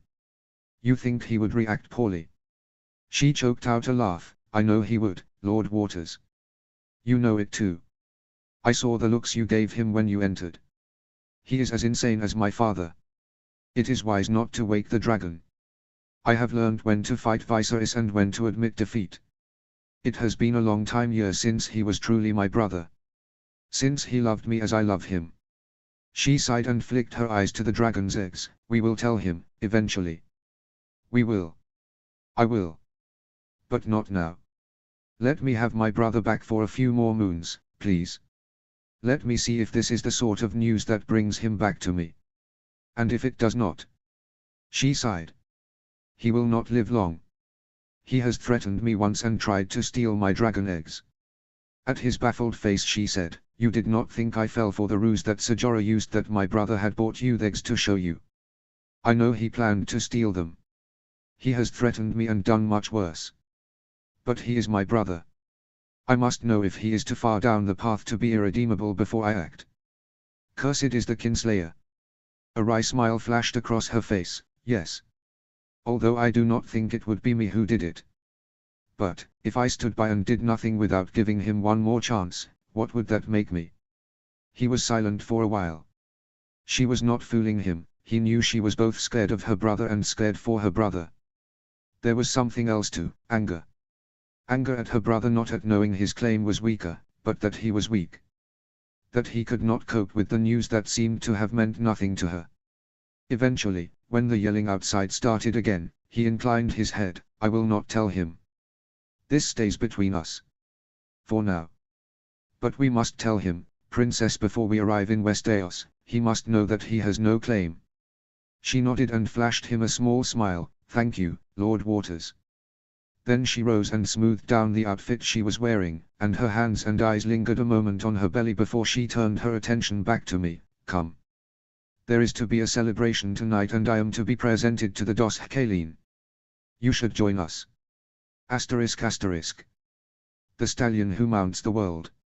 Oren thought the whole idea was a load of nonsense. For one, the unborn babe Rhaego was unborn.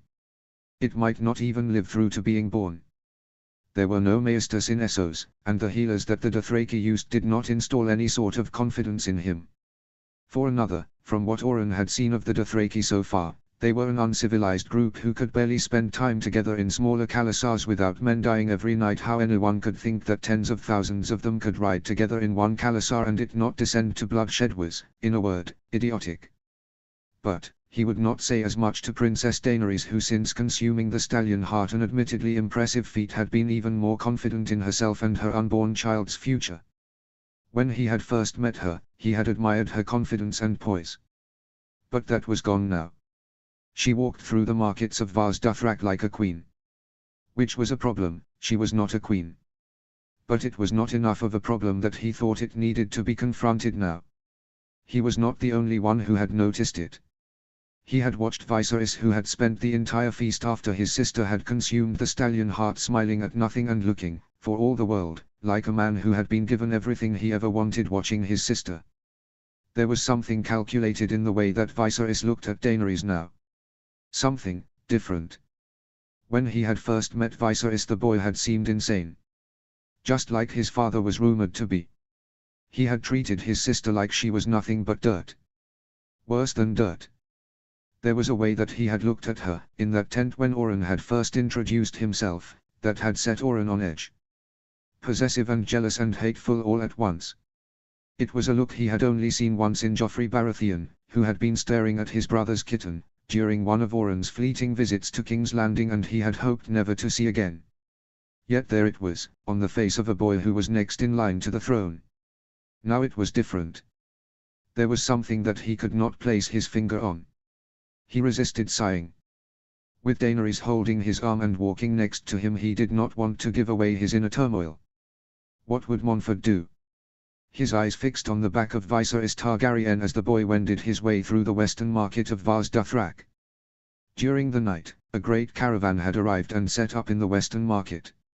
Oren had seen the caravan on their travels. They had overtaken them only a few nights before, when the caravan had stopped for the night, and Oren, Daenerys and Alfred had pressed on.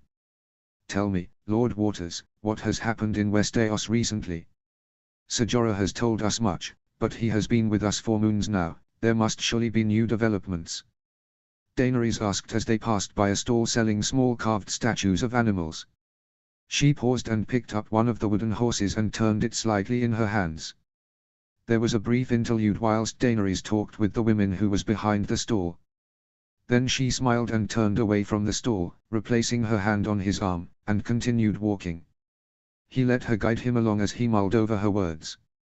Ned Stark has been appointed Hand of the King, he began, keeping half an eye on Viserys, who was some way ahead but clearly listening. The boy had frozen when Oren began to speak, but then began walking again. Why? Oren paused. Truthfully, I do not know.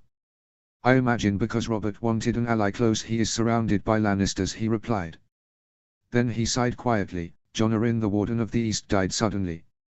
You think it was suspicious? He nodded. What else has happened?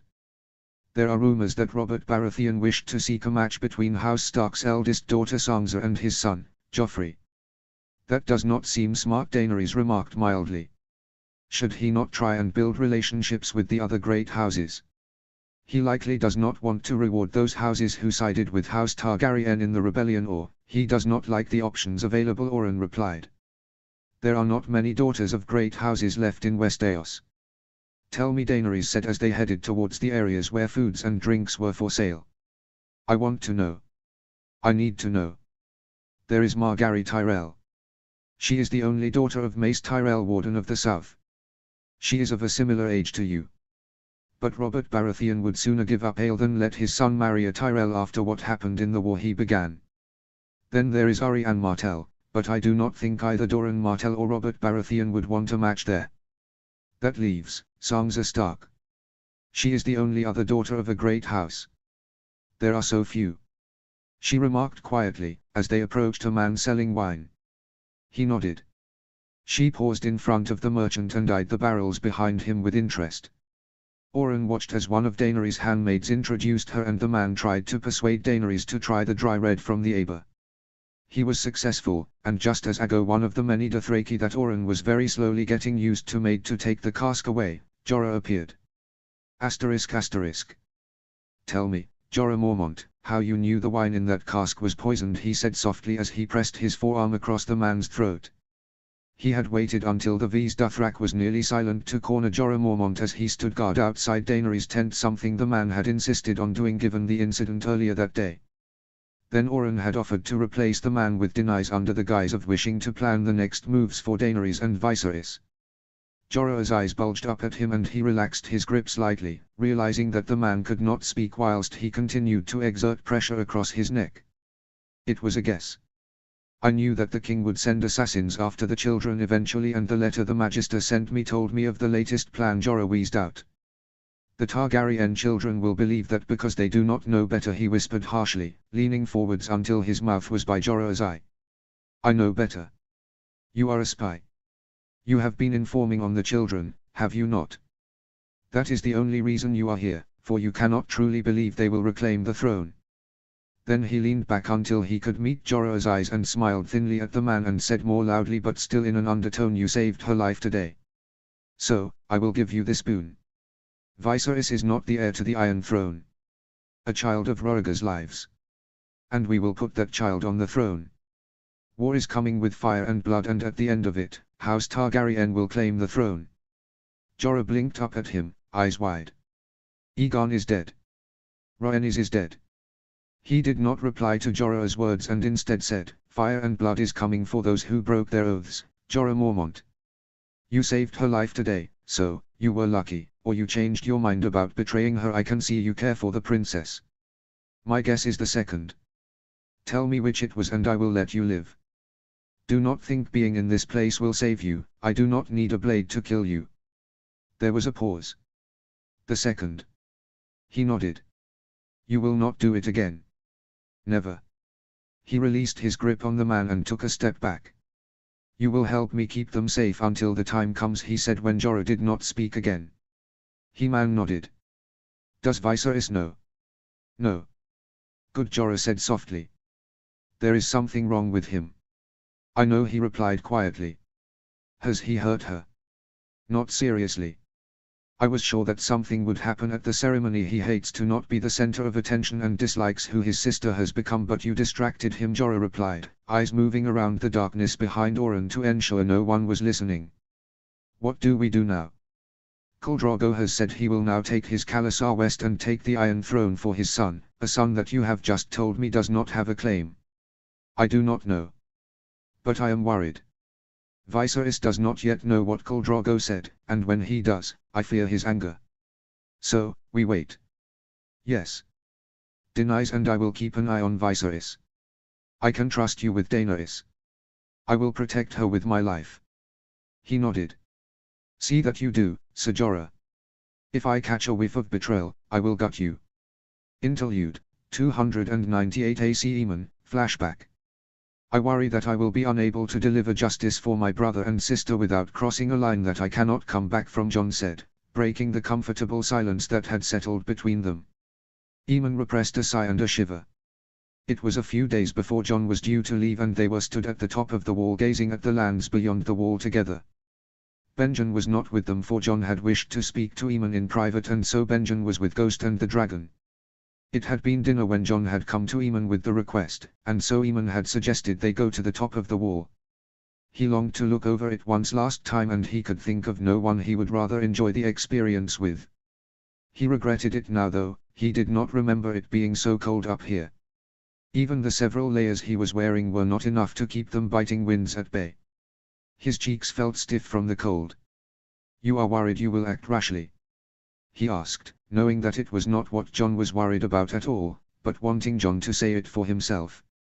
John turned his gaze from the woods to look at Eamon. Eamon shifted slightly and wrapped his cloak tighter around himself as another breeze whipped past. "I am worried that when I see Tywin Lannister or Gregor Clegane or Amory Lorque that I will not just kill them, but that I will enjoy it." "That you worry about it tells me that you will not enjoy it, John," he replied softly. "You are not Aerion who reveled in killing. You are not Tywin Lannister who enjoys power plays. You are not your grandfather Aerys who was insane enough to master cruelty and enjoyment. I know I am not. But, I think about what they did to my brother and sister, and I am filled with rage. I could burn Casterly Rock to the ground with House Lannister in it and not feel an inch of guilty." "That is not the same as enjoying it, nephew," he said softly. "And that does not mean you will do it." John did not reply and instead turned his attention back to the lands beyond the wall. "Tell me, John," he began conversationally, "is a man truly good or evil? Is life so black and white that we all fit into neat descriptions and cannot be part one thing and part another? Can a man not do a terrible thing once and yet still be a good person? Can a man not do terrible things for half his life and yet have been a good person for part of it? Does that man affect his children? If he does one bad thing, are all his children destined to do bad things? One good deed does not make up for a dozen evil ones," John replied quietly. "You are thinking of your grandfather," he continued. When John jerked his head in response, he continued, "The benefit of hindsight, nephew, is that we can pass judgment. History judges the winners as harshly as they judge the losers. A man's worth is measured by the history he leaves and the lives he touched. A house's worth is measured by the actions of the Lord. You must separate the two. Your grandfather was a terrible man. He did terrible things. Once he was a good man. Men were proud to fight with him in the War of the Ninepenny Kings. But no one talks about that, and they should not, for his good does not outweigh his bad. But, more importantly, because of his actions no one talks about the good the kings and queens before him did. No one alive today remembers the good. They remember the bad. We are judged by the history your grandfather left. The standards that he set. History has judged us all as losers. Does that mean that House Targaryen does not deserve redemption? Forgiveness? A second chance? Of course not. Then you must offer the same to other houses. One bad apple or an apple that has festered for years and become rotten should not doom an entire house. You are speaking of Tywin Lannister and Gregor Clegane. I am. John froze. Then he turned slowly to face Eamon, and in the flicking flames that bathed the top of the wall, Eamon saw that John's eyes had turned so dark grey that they were nearly back. "My brother is dead. My sister is dead. Elia is dead. My mother is dead. My father is dead. And you want me to try and remember the good that House Lannister has done? Is that what you want me to do?"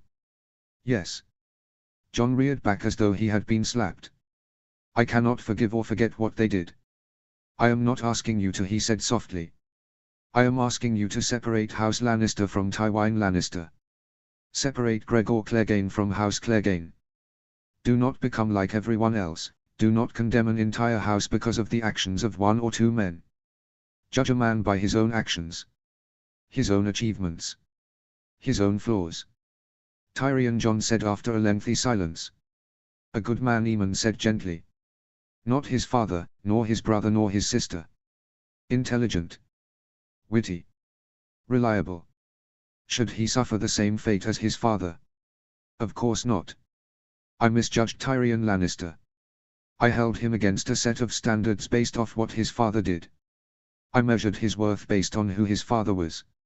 I judged him and I found him wanting. I was wrong. Tyrion is different though," John said softly. "He is not his father. And yet until we had both spoken to him, we did not know that, did we?" John paused. "We did not," he admitted softly. He smiled gently at him. "He is not the only one. Tywin Lannister will die for what he ordered done. I know you will not let him live, and I do not think he deserves to. But, I ask you, Please do not act with haste with regards to Jaime Lannister, remember what I said. Can a man not do terrible things for half his life and yet have been a good person for part of it? Jon parried back. He killed Aerys and I know that Aerys deserved it, but he stabbed him in the back like a coward. He is the reason that Rhaenys and Aegon are dead, he should have protected them. He was a Kingsguard who killed his king. And what a king he was. Jaime Lannister was little more than a child himself when he acted as he did. Some would say he did the world a service through his actions, and if he had been anyone else but Tywin Lannister's son he likely would have been praised for his actions. From what I have heard, he has done nothing to warrant death since. He was negligent with Rhaenys and Aegon, but he did not swing the sword. You are asking me to give him a chance. If Tyrion is so different from his father, is it so hard to believe that Jaime Lannister is not likewise different? You may be surprised, nephew, and find that the good he has done outweighs the bad. You may not. But are you willing to take that chance? Jon did not reply for a moment. Then he heaved out a sigh and said quietly, I will speak to all, the Kingslayer included, before I pass judgment, uncle. I will judge a man by his actions and his words. Not the family he comes from or the company he keeps. I will do it because it is the right thing to do. And that is why, nephew, I do not think you will ever need to worry about heading down a path you cannot come back from. Chapter 11, Killers. Chapter Text. Chapter Summary, word reaches Ned of what Catelyn has done. Our favorite Tyrell delegation arrive in White Harbor and Margaery gets to work. In Essos, Oren tries to show Daenerys the world for what it is. In our interlude, Aemon describes Dragonstone. Notes, I have asterisk a few points where language is directly taken from the book's final scene. Otherwise, most of the language in that scene is new and forward slash or significantly tweaked. As a result, parts of that scene may feel a bit short or bitty. That is simply because we all know what happens and I have no desire to write whole pages from Ger book here. His books are excellent, and the scene is crucial to my plot, but there no need to write it word for word here. 298 AC, Ned Stark. Gendry. Move your feet faster. You're too slow. If you stand still like that you will lose your head, Roderick Castle yelled across the courtyard. As Ned watched, Robb did indeed land a blow that, had the swords been live steel, would have resulted in Gendry's head rolling clean across the courtyard.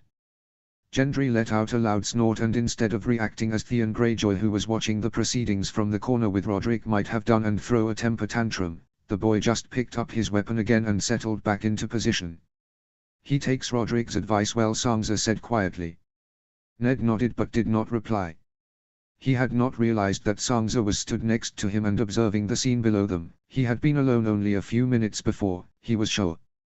They were stood on the battlements, facing the courtyard, so that they might have an uninterrupted view of the proceedings. The courtyard was busy, for they had received word only a day before that Howland Reed has crossed Moat Cailin and would arrive in Winterfell before the end of the current moon, possibly sooner, and so Ned had the servants ensuring that everything was prepared. Unfortunately, he was not like his wife, who was a natural at things like this, and so the servants were milling about more so than usual. He knew his slightly incompetent commands had given them some confusion that they needed to muddle through. He likewise knew that although he did not care about the pomp and ceremony of welcoming Howland to Winterfell, and that Howland himself would not care for it, it was expected. Which, of course, did not help his motivation. He paused his thinking as a strand of Sansa's long red hair whipped past him. Sansa, he began softly as he turned to face her. I wondered if you might be willing to make the arrangements for Lord Reed's arrival.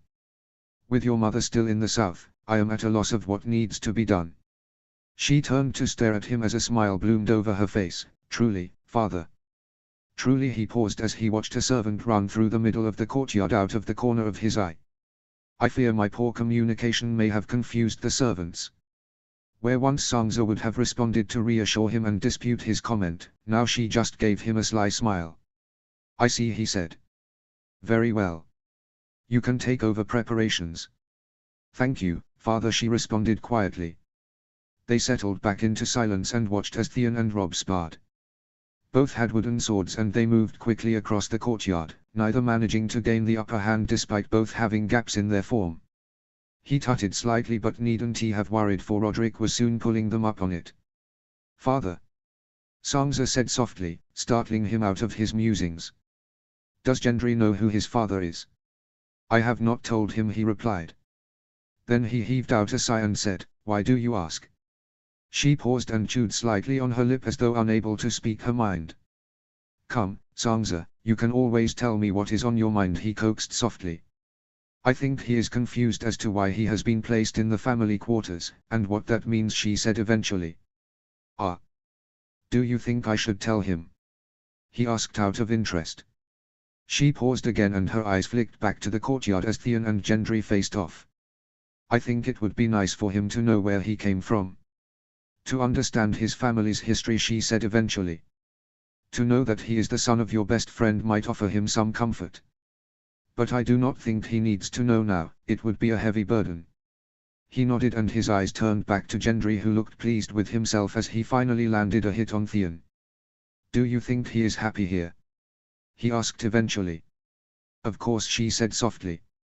He gets 3 meals a day, he is learning his letters and numbers, he can spend time in the forge doing what he is best at, and he is spending time with boys close to his own age. He has said this. No, she replied. But it's easy to tell after 3 moons in his company. He enjoys the company of Robb and Theon is better for his presence, I think. How do you mean? He asked, curious as he had not noticed any difference in the boy's behavior. She paused and turned slightly to give him another cautious look. With Jon, Theon was always rude and pointed and Jon did not fight back.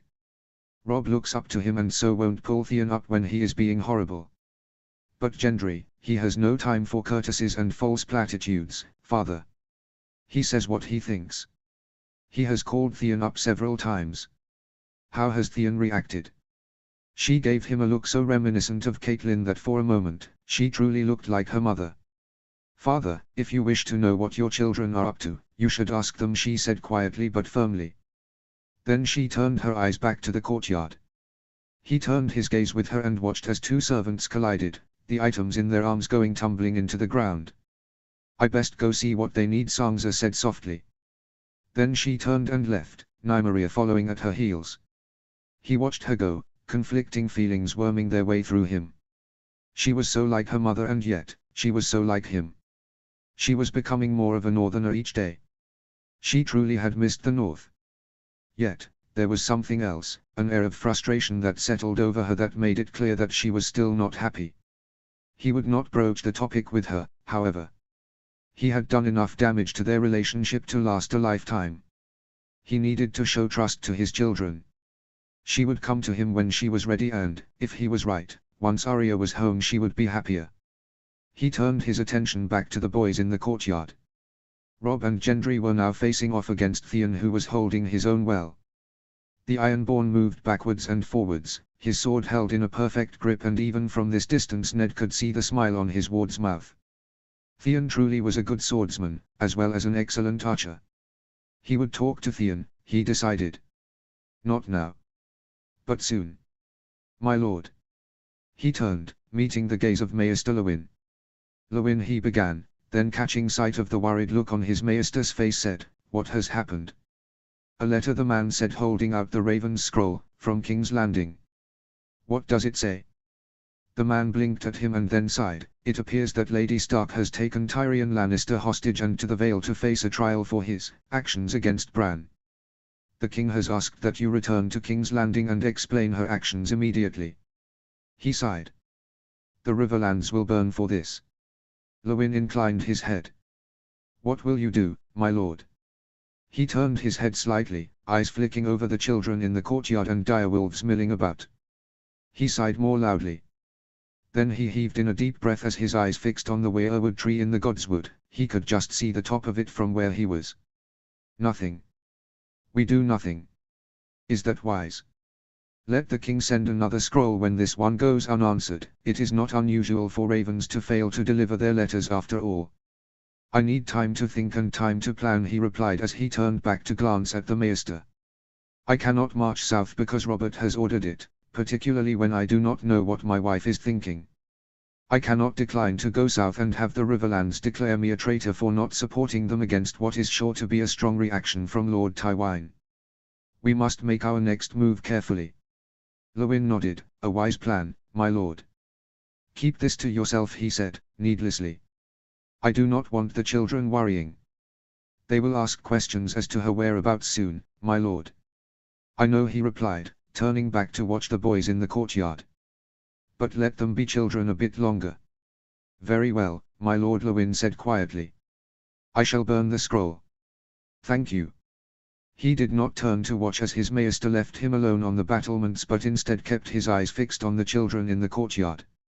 As he watched, Nymeria scampered out of the open main gate and off towards the Wolfswood with Shaggy Dog hot on her heels. He smiled at the sight. The two direwolves were as big a menace as their owners.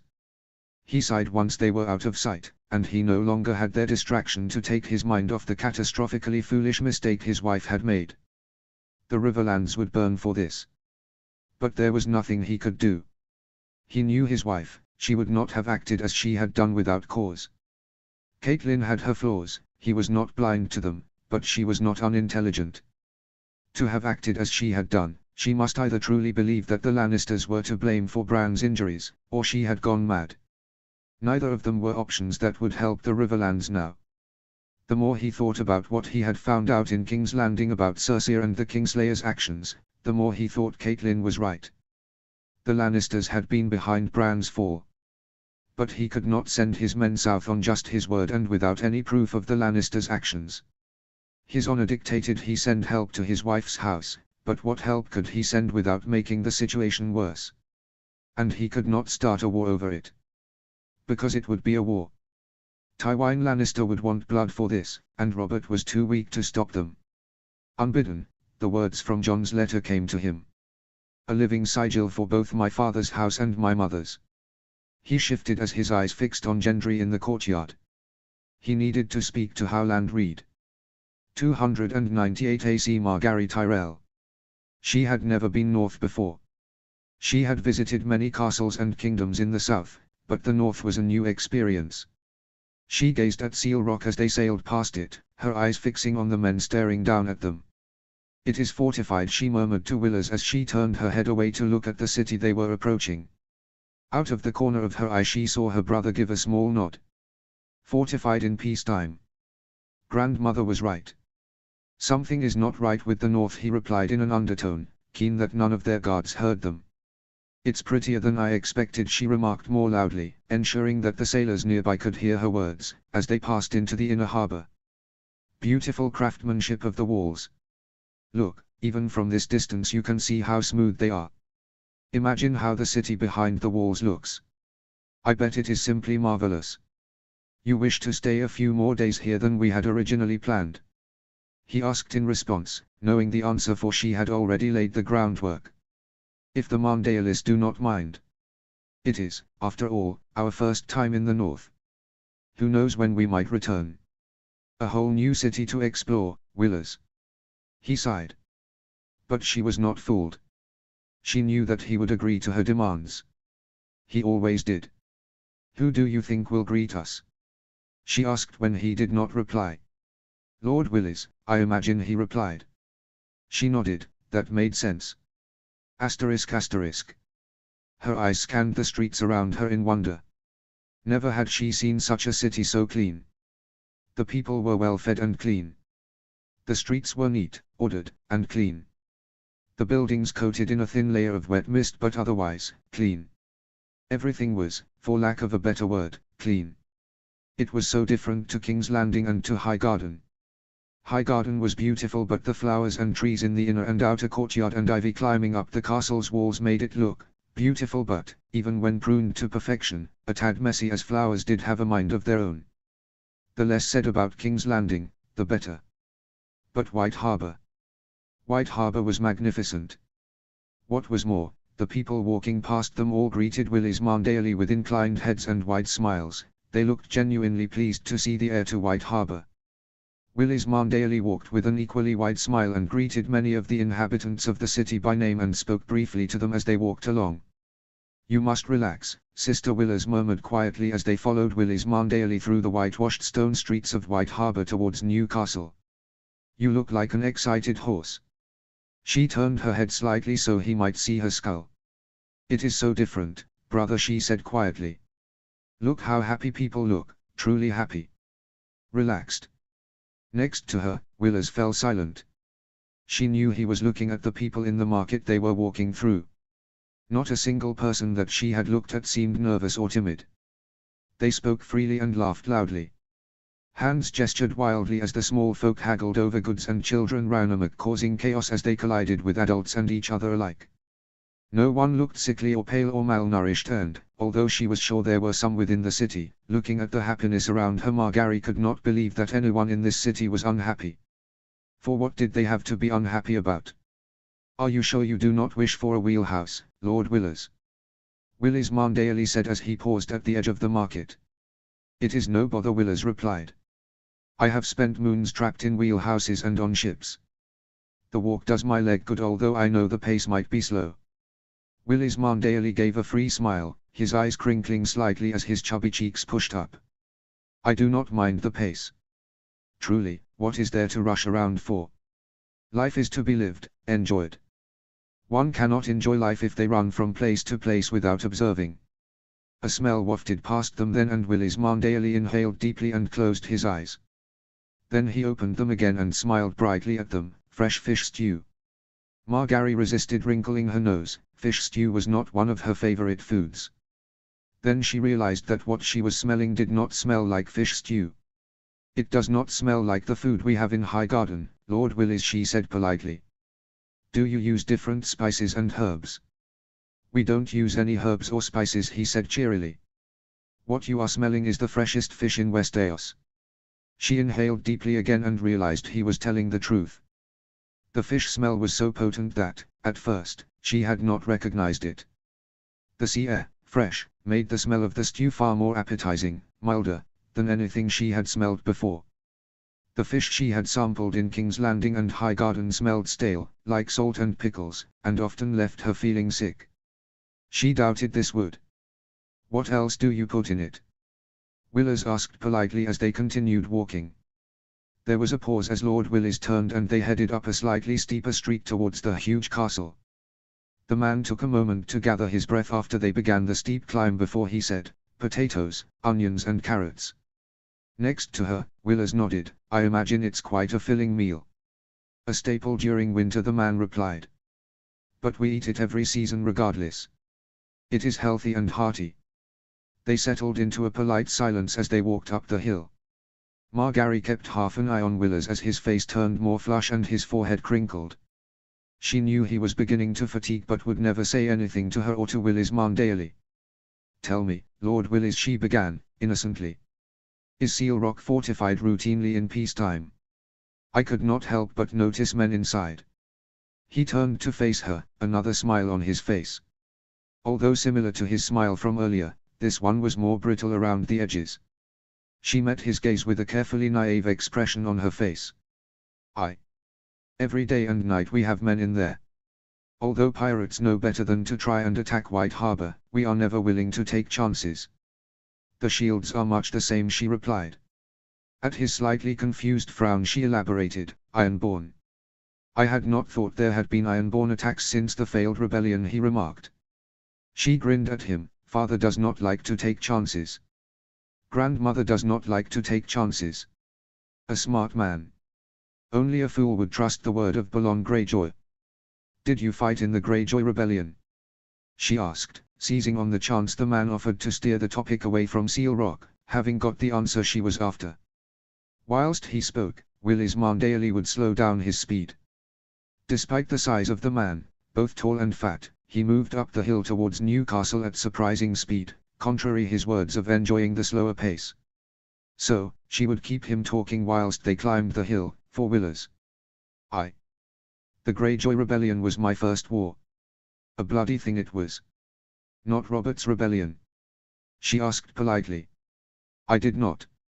My father led the troops from White Harbor instead, the man replied, a brief scowl crossing his face. My daughter, Winifred, was only a babe and my father wished to fight instead. So, I took command of White Harbor in his absence. She gave the man a careful look as they carried on walking, realizing what he was not saying.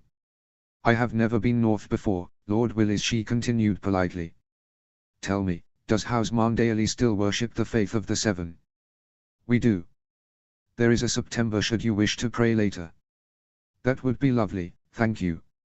I shall ask Winifred to show you the way. Asterisk asterisk. Do you enjoy the North, Lady Winifred? She asked politely as the eldest daughter of Willys Mandaeally escorted her through Newcastle towards the September. At Winifred's politely confused expression she continued, I do not think I have ever seen you or your sister before, not at feasts or tourneys. I assume the reason for that is that you do not wish to leave the North. Greatly.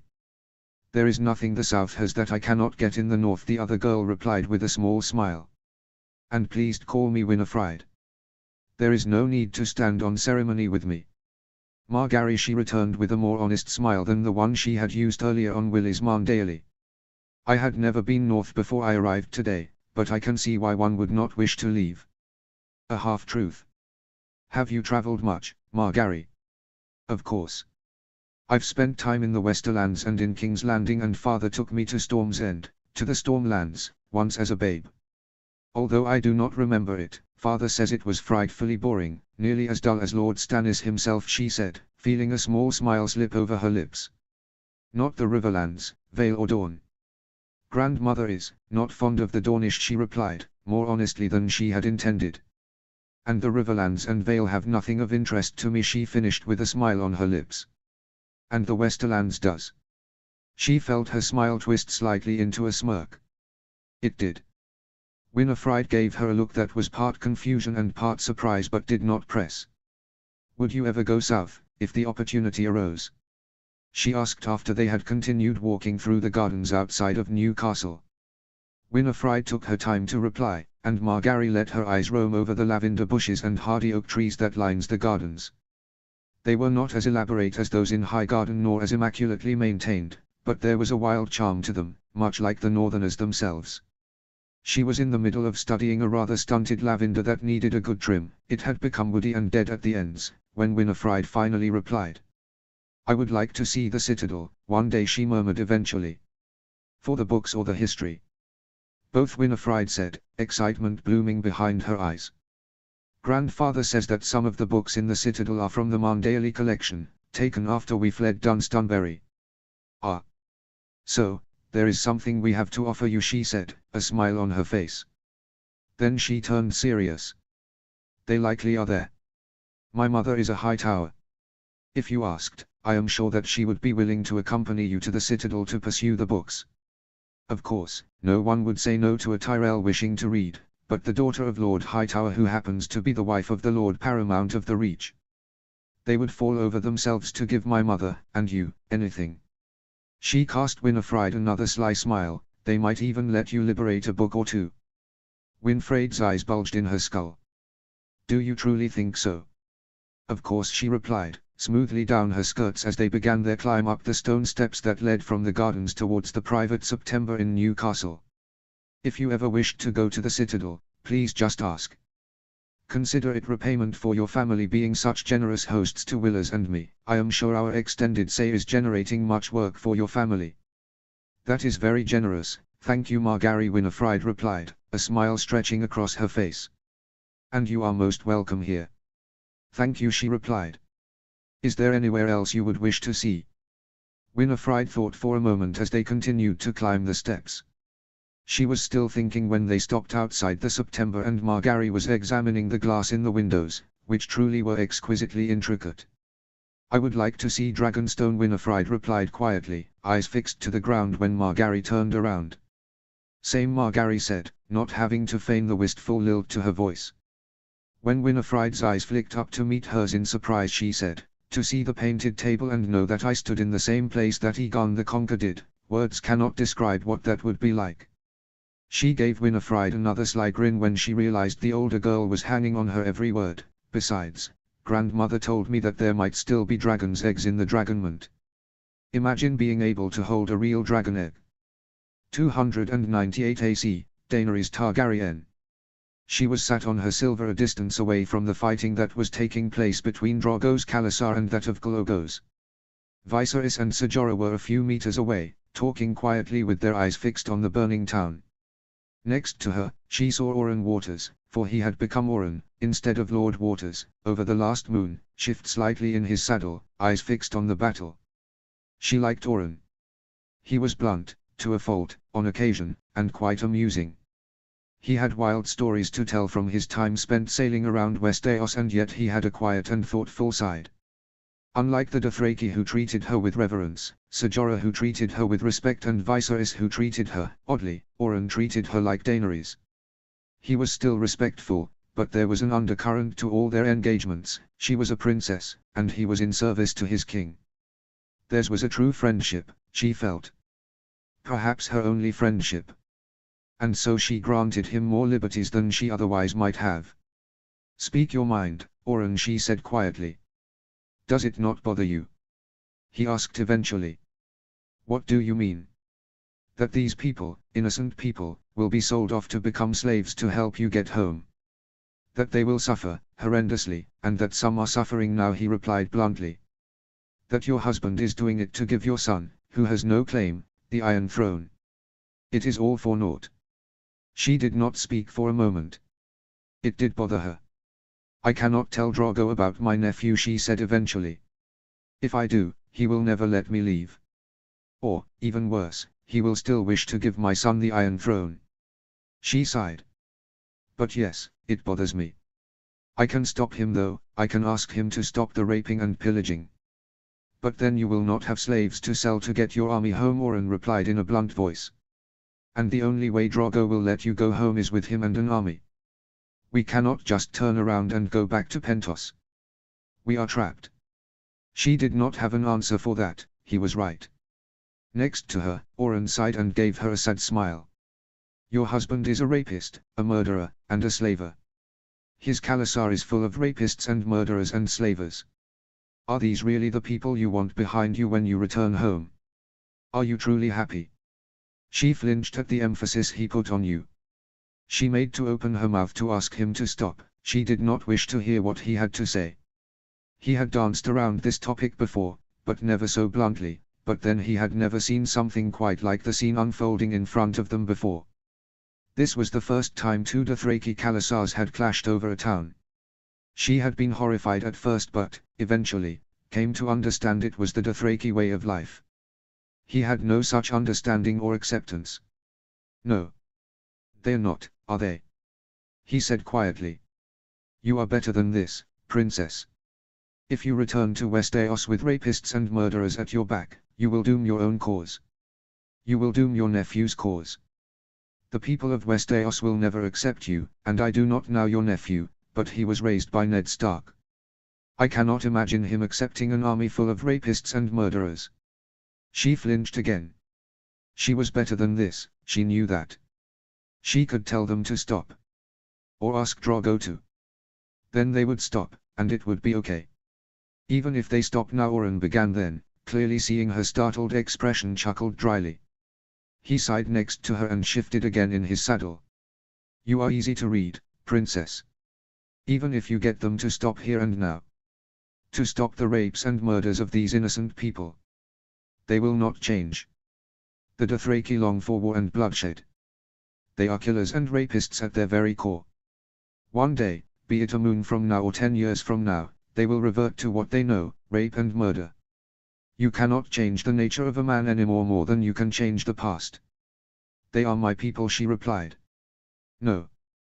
They are not," Oren said softly. "Your people are in Westeros. And in Westeros, rape and murder in war are not reveled in. They are not considered acceptable. There is a reason why the people of Westeros fear and speak ill of Tywin Lannister. It is for the acts he has had his men commit both during war and peace." "What would you have me do?" she asked bitingly. "I am pregnant. I cannot leave my husband, I love him. And even if I were to leave him, he would hunt me down and claim me back." "That is not love," Princess Oren replied gently. Then he shifted again in his saddle and said more strongly, "He does not love you, princess. He is rarely kind to you. I hardly imagine being together has always been a passionate and joyful experience for you." He paused, and when she did not reply and instead turned her gaze back to the battle in front of her, he continued quietly, "I am sorry. I did not wish to make you uncomfortable or to overstep. She did not reply for a moment but eventually heaved out a sigh and said, without taking her eyes off the battle, you did not make me uncomfortable, Oren. Although you do overstep, but I would hear what you must say. Please, speak freely. It was the truth, she had long since lost any embarrassment over sex. And she valued his honesty. No one else would give it to her. But he would. In the moon they had spent together, he had given her no reason to believe he would lie. Sir Jorah told me a little of what happened, Oren began quietly. He speaks far too openly about things that do not concern him, she replied bitingly, her eyes flitting to the man who was still talking to her brother. He does. But he speaks because he cares, Owen replied. He told me that the first moons of your marriage were not a happy one. Truly, they rarely are for anyone. But in Westeros it is not customary for a husband to rape his wife every night, at least not in the company that my brother and I keep. The company that you should be keeping. He sighed and then said in an undertone, your brother committed a grievous sin doing what he did, selling you to these people. You are a princess. But Drogo is the one who raped you every night. Why is it that you curse your brother for what he did, but you do not curse Drogo? She did not reply again, instead fixing her eyes on the dying men spread out in the valley around them. The smell of death and blood was stronger now than it had been hours before, and the screams were beginning to die down. It would be over soon. I do not understand, princess, how you cannot see what he is and what the Dothraki are. I can see it, she said quietly. But this is the role I must play, Oren. This is what I need to get home. And when you get home, if the Dothraki cross the narrow sea and help you reclaim the Iron Throne for your nephew, what will you do then? They will pillage and rape their way across Westeros, and you will not be able to stop them, he said quietly. She ignored him and instead kicked her horse forward towards her brother. Viserys, shall we head into the village? She asked loudly, effectively ending the conversation with Oren. She was dimly aware of Oren following behind her at a distance. He did not usually keep such a distance from her. Good. Let him worry. Viserys turned in his saddle and looked her at briefly, his eyes settling on her belly. He had done that a lot in the last few moons, his eyes would scan her and then go to rest on her belly. She did not know what he was thinking, but she doubted it could be good. He was different now that he thought they were making progress towards heading back to Westeros. So different. It had been a slow change, one that had crept over them when they had not realized. First, he had started to call her sister again, and then he had wished to ride with her. Twice he had danced in the evenings with her. He was still prone to melancholy and violence, and he was not normal, but he was increasingly more like the Viserys she remembered as a child. That was all that had changed. 2 dances and referring to her as sister, and to some it might not seem like much, but to her it was everything. It was as though a weight had lifted from his shoulders. It made her worried. For if this was because he felt he was going home to claim his throne, for no one had yet told him that Drogo was heading to Westeros for her and their unborn, his wrath was sure to be great when he realized what was truly happening. She counted her blessings that he had never bothered to learn the harsh tongue of the Dothraki, for if he did, he would know the truth. But it presented her with a bigger problem. When was she to tell him about their nephew? How would he react? She stewed on the thought silently as their horses drew closer to the burning town. Mayhaps Oren had been right, and she should have told Viserys from the start. The longer she knew the truth and he did not, the worse his reaction was sure to be. She watched as Viserys' nose wrinkled as they passed the first of the dead bodies that littered the ground. She felt a stab of anger pierce her, for how could he find this so distasteful but not care about what had been done to her? Then she flinched internally. It had been moons she had been angry at him, for she had begun to find some happiness in life with the Dothraki, and now in a 2-minute conversation with Oren Waters she resented her life again. Next to her, Viserys' face twisted into a scowl she had not seen in moons, and she followed his line of sight towards where a girl, likely the same age as her, was shoved face first over a pile of corpses with a Dothraki entering her from behind. She turned her attention away. They are killers and rapists at their very core. She turned her attention back and watched as other riders dismounted their horses, waiting for their turn. Sir Jorah, make them stop, she commanded, eyes fixed on the girl who was now letting out heartbreaking wails, her screams echoing around the valley and mingling with dozens of others. She pulled her horse to a halt. Next to her Viserys did likewise, his attention turning from the girl to her. His brows furrowed as he made eye contact with her. "Khaleesi. Princess," she said quietly, in an undertone that only Viserys, Jorah and Oren could hear. "You will stop each and every rape you see. Any woman being raped you will claim as mine."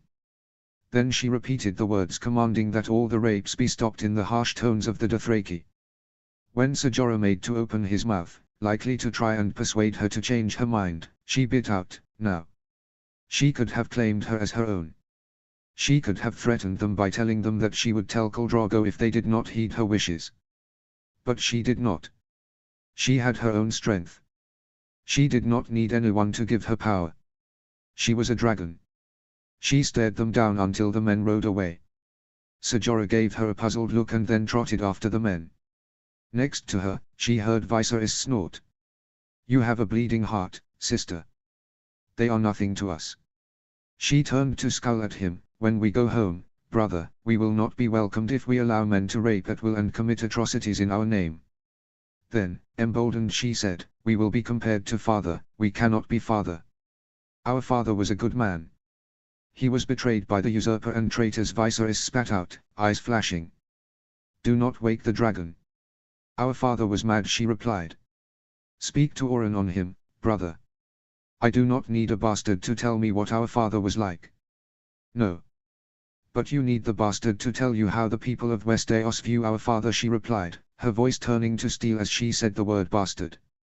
As the anger continued to seep across her brother's face, she said, more gently and in the persuasive tone of voice she had come to know worked well with her brother, "Speak to Oren, brother.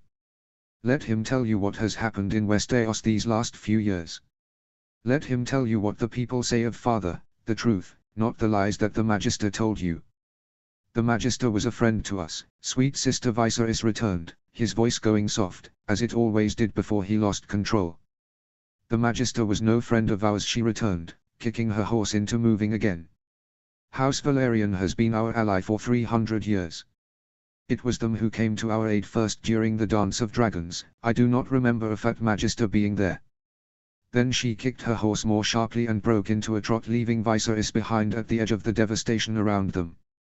Dimly she was aware of Oren trotting behind her along with several others, but she did not care. By the time she made it inside the town, there were multiple women stood at the side waiting for her arrival. She took in their furrowed brows and dead eyes and realized she had been too late. They had already experienced too much. She paused as Ser Jorah rode up from a side street and herded more women into position behind her. "You cannot claim everyone," he said quietly. "I will do as I wish." As she moved further into the town, the screams grew louder. She bit her tongue to avoid flinching at the noise which, after her talk to Oren, made her think back on what she had endured during her wedding night. Her husband was in front of a temple with thick walls and a bulbous dome when she found him. An arrow was stuck in his upper arm and blood covered his chest. She dismounted as fast as she was able and kneeled before him, her hand hovering over the bloody wound in his chest. "What happened?" He did not notice her lack of use of their usual terms of affection and instead replied to describe the incident and what had happened to the Bloodrider who had injured him. She smiled gently at him and rose. "No man can stand before the father of the stallion who mounts the world." There was a brief interruption when one of many warriors rode up and spoke to Khal Drogo too quickly for her to comprehend. When he asked her what she had done and why, she explained it quickly, in a halting tone of voice, seeing how his eyes tightened around the edges even as a smile played around his lips. "This is the way of war. These women are slaves now, to do with as we please." He said once she has explained her decision. She paused, Oren's words from earlier filtering into her mind. They are killers and rapists at their very core. Instead, she found herself replying that if the warriors wished to mount the women, then they should take them gently, and as their wives. The words sounded hollow to her ears. "I hardly imagine being together has always been a passionate and joyful experience for you."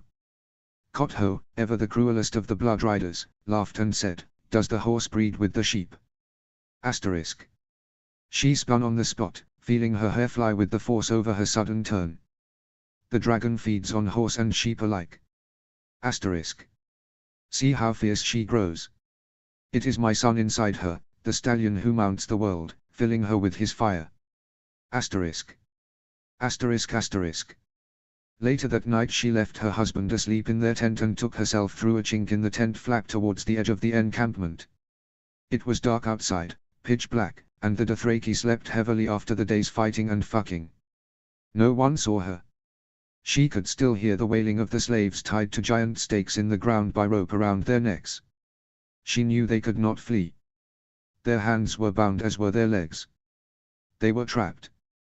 Once she stood alone on the edge of the Dothraki encampment, she let the tears pour down her face silently.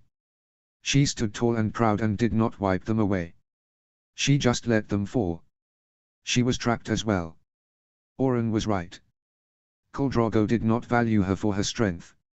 He thought it was their child who gave her fire. They might now lay together willingly, but that did not change the past, it did not change what he did, and it did not erase her weeks of suffering. She loved him. But one could not change the past any more than they could change a man's nature. Eventually, when she had no more tears left to cry, she turned her attention from the moon to the hills in front of her.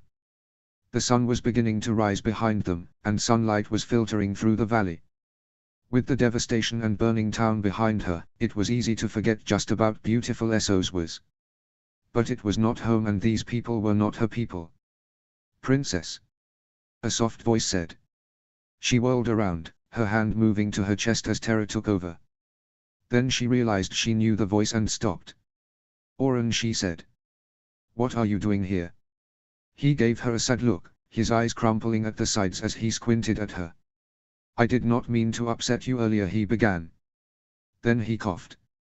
"When I spoke earlier, I did so out of turn, and I am sorry. I will not speak such words again. I know it will not change my mistakes, but I only did it for worry. You are a princess, you should be treated like one." He sighed and said softly, "It is clear that you care about your husband." She felt a bitter smile twist across her face as she met his eyes. "If only he cared about me." Do not wake the dragon. Interlude, 298 AC, Aemon Targaryen, flashback. "What is Dragonstone like, uncle?" Jon asked softly as they sat together on the top table in the common hall finishing their porridge. It was a rare moment that they were both outside of Aemon's chambers. The dragon was asleep, and Ghost was keeping watch, at least that was Jon's assessment. Aemon rather thought that Ghost looked like he was about to fall asleep as well. "Dragonstone," he began. Then he cleared his throat as he felt a swell of emotion pass through him. "Dragonstone, there is no place in Westeros like it, nephew. It can continue to grow as long as the Dragonmont is active. The debris and fire from the depth of the mountain spreads far out into the sea and help it grow periodically. The island smells like fire, ash, sulfur, and salt. To a Targaryen, nephew, it smells like life. The winds there are awful, ships cannot sail to it during high storms, lest they get marooned on the rocks. The sun beats hot and heavy, and combined with the ash, sulfur, and salt in the air, makes it impossible for the land to sustain plant life properly save in a few areas. The people there rely on the sea, both for their food and for their work. They must be very resilient," Jon said quietly. Aemon blessed his nephew with a gentle smile. "They are." Then he sighed. "Dragonstone is home to many a Targaryen bastard's descendants. Dozens of Targaryens have taken lovers there and had children. Many of the people of Dragonstone have the purple eyes and fair hair that Targaryens are known for. Dragoseeds the bastards were called." He paused, preempting Jon's answer. "They are not true Targaryens, Jon. It has been 100 years, maybe more, since a true Targaryen bastard was born on Dragonstone. The practice became increasingly uncommon after the First Blackfyre Rebellion. But are the Dragoseeds not different?" "They are, and they are not," Aemon replied carefully. "A bastard with a claim to the throne is still a threat, Jon. And after what happened with the rebellion, my grandfather was not willing to take risks. Those that would call themselves Dragoseeds now are not true Dragoseeds. Not anymore."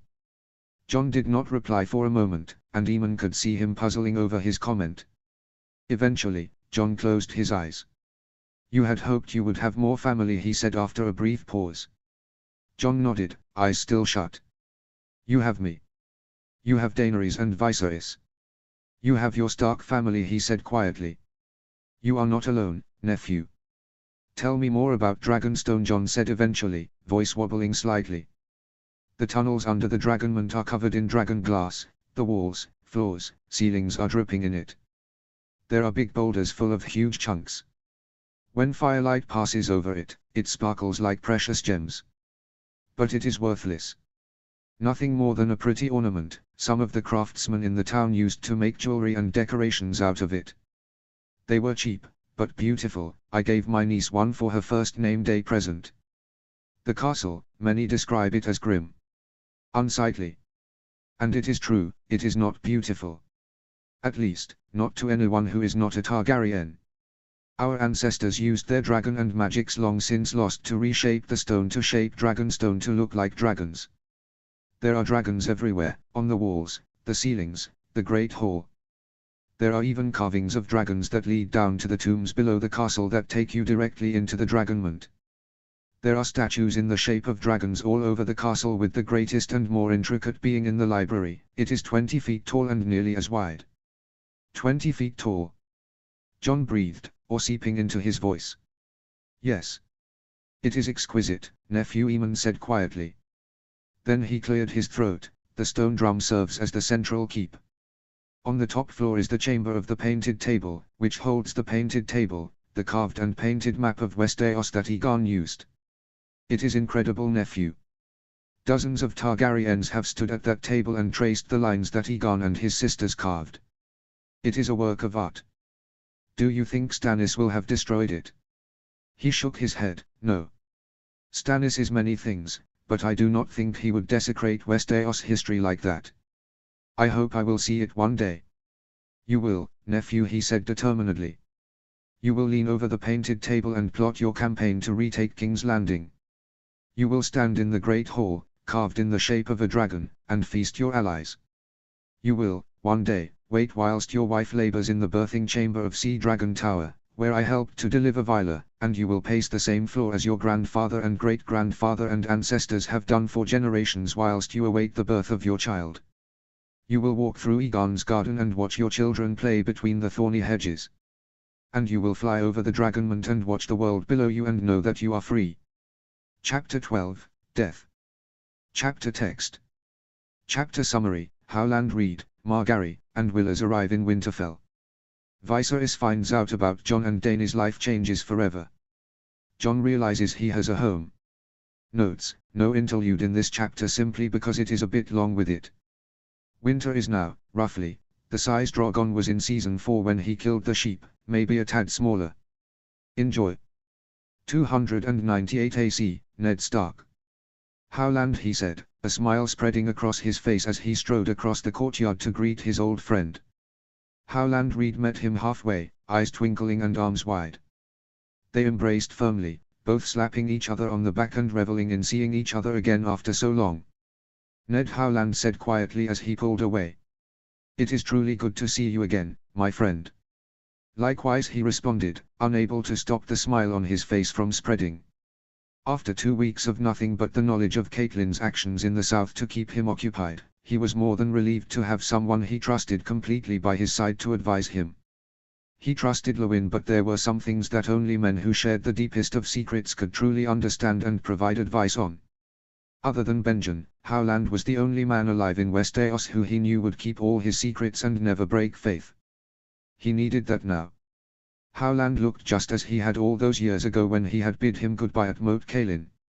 His friend was older now, with laughter lines around his face and thick crevices in his forehead that spoke of much contemplation, but his brown hair was still thick and his brown eyes soft. Come, let me introduce you to my family, he continued after a brief pause. He turned and headed back to his family, his friend following close behind him. Before he could get too far, Sansa stepped forwards, effectively cutting across Robb, and said, "Bread and salt, Lord Reed." He flushed, unable to stop the embarrassment showing itself on his face. Howland gave a polite smile to Sansa and said, "I know I am safe and amongst friends. But truly, the offer is appreciated.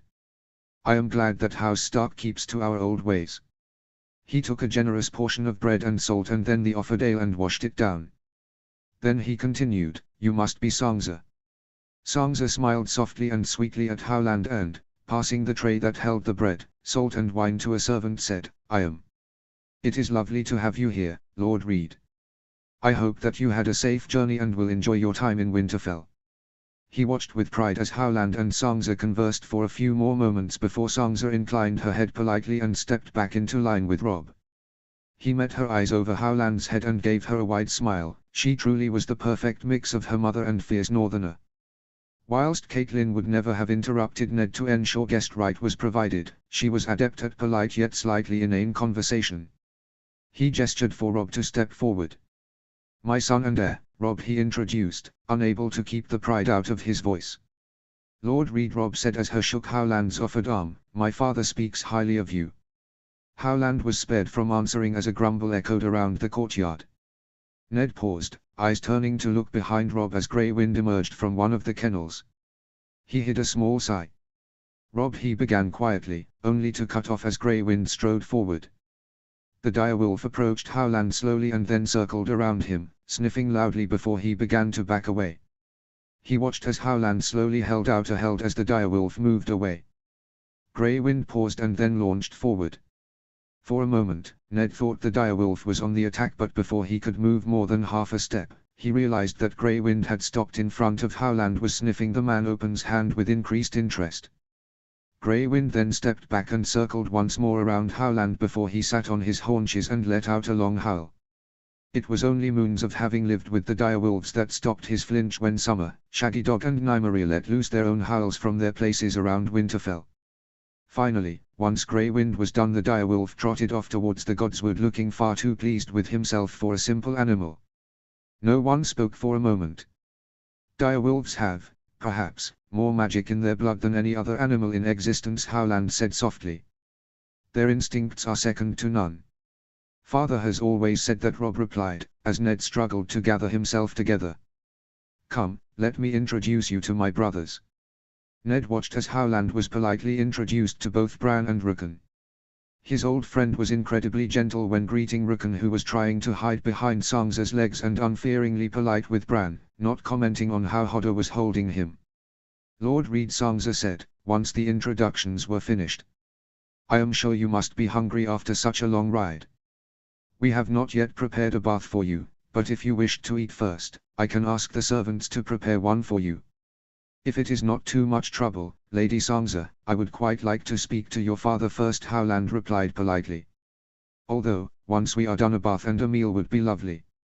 I shall ask the servants to begin preparations for a proper evening meal and arrange for some food to be brought to Father's Solar in the meantime." ***. So, Howland, he began quietly once the door to his solar had closed behind the servant and they were tucking into a small bowl of soup each.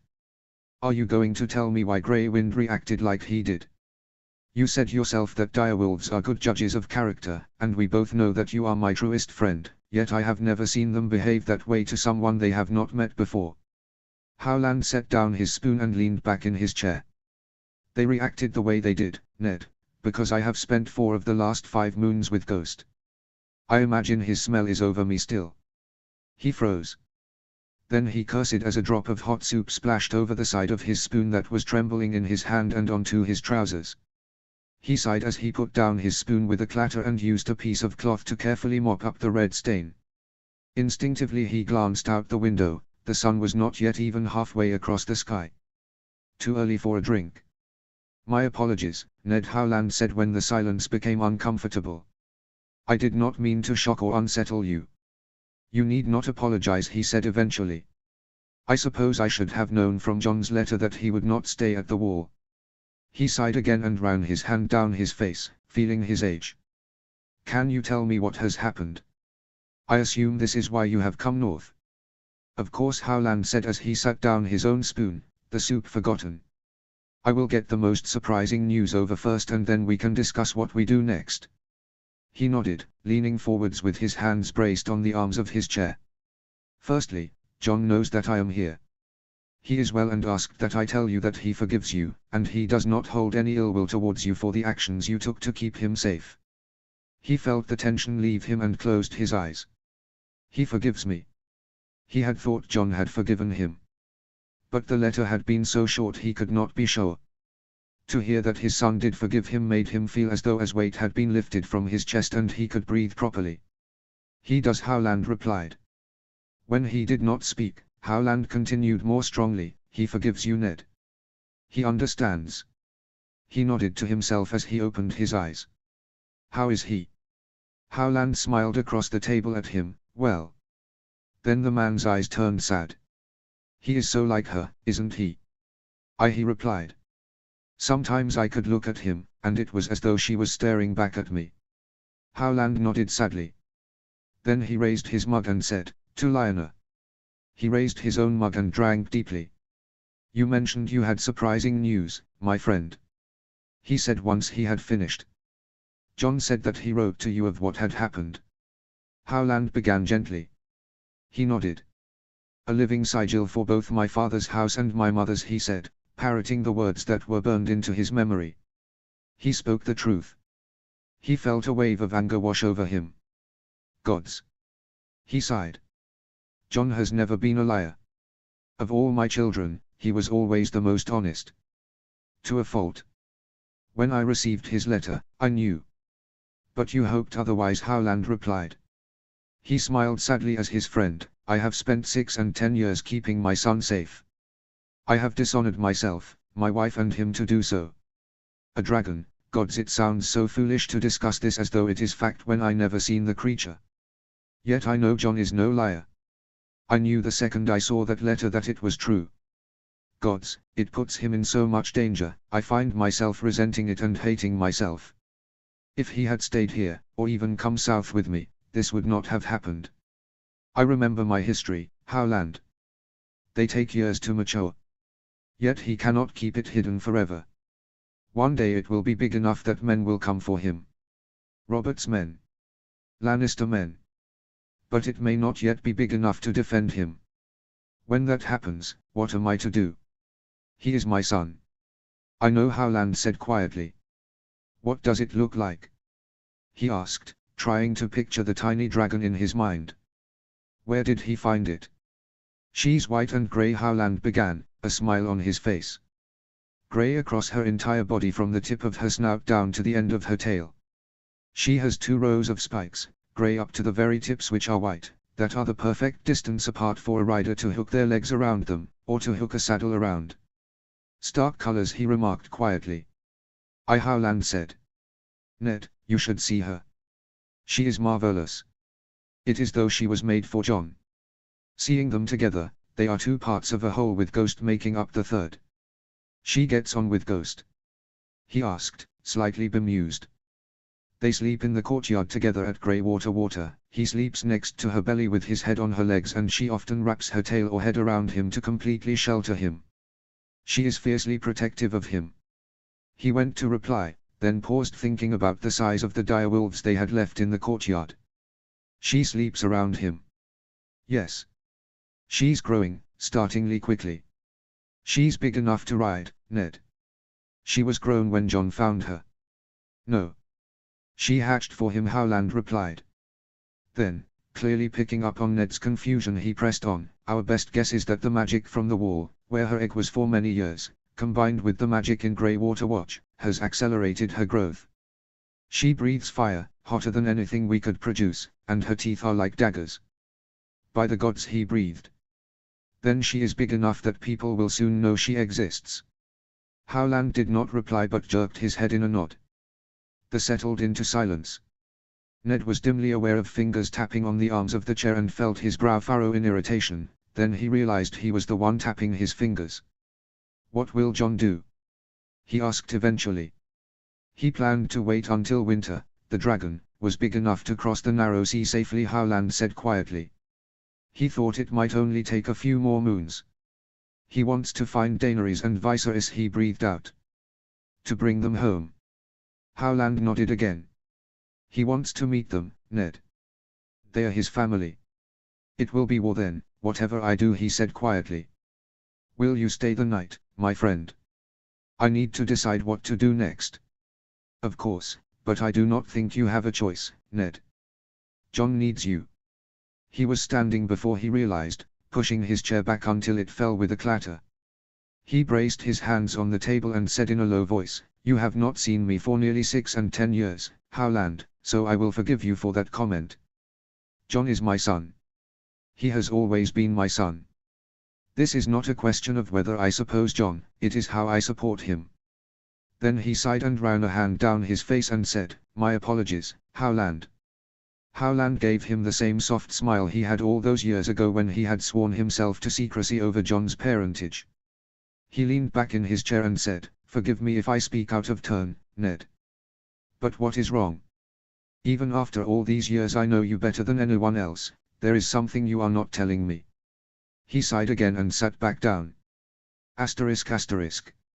Later that evening, as the sun set on the horizon and he stood at the window of his solo with his gaze fixed on the incoming Tyrell caravan that Wyman Daly had warned him to expect, he let his exhaustion take over for a few moments. Bracing himself on the window ledge for support, he put his head in his hands and wished more than anything for his wife's wisdom. Once he had finally told the Howland what had happened in the south, and his reasoning for reinforcing the moat, the man had given him good advice, advice that Ned was inclined to agree with. Even before the conversation with his closest friend he had been minded to do exactly what Howland had suggested. But nothing would beat the wisdom of his wife. At least, the wisdom she usually showed. In a way, he supposed it was helpful that all these things had happened at once, that the Queen's children were not Roberts, that Catelyn had taken Tyrion, that John had found out about his mother. That John had a dragon. It gave him more to work with and it gave him and John a greater chance of success. A knock started him out of his thoughts. "Enter," he called without turning around. "Father, the Tyrell delegation should be here soon," Sansa said softly. "You should come down imminently." "Your brothers?" "In the courtyard, as is the rest of the household," she replied. He turned and cast her an appraising look. Her red hair was loose down her back and her blue eyes were crinkled slightly around the edges with deep crevices of grey underneath. She was tired.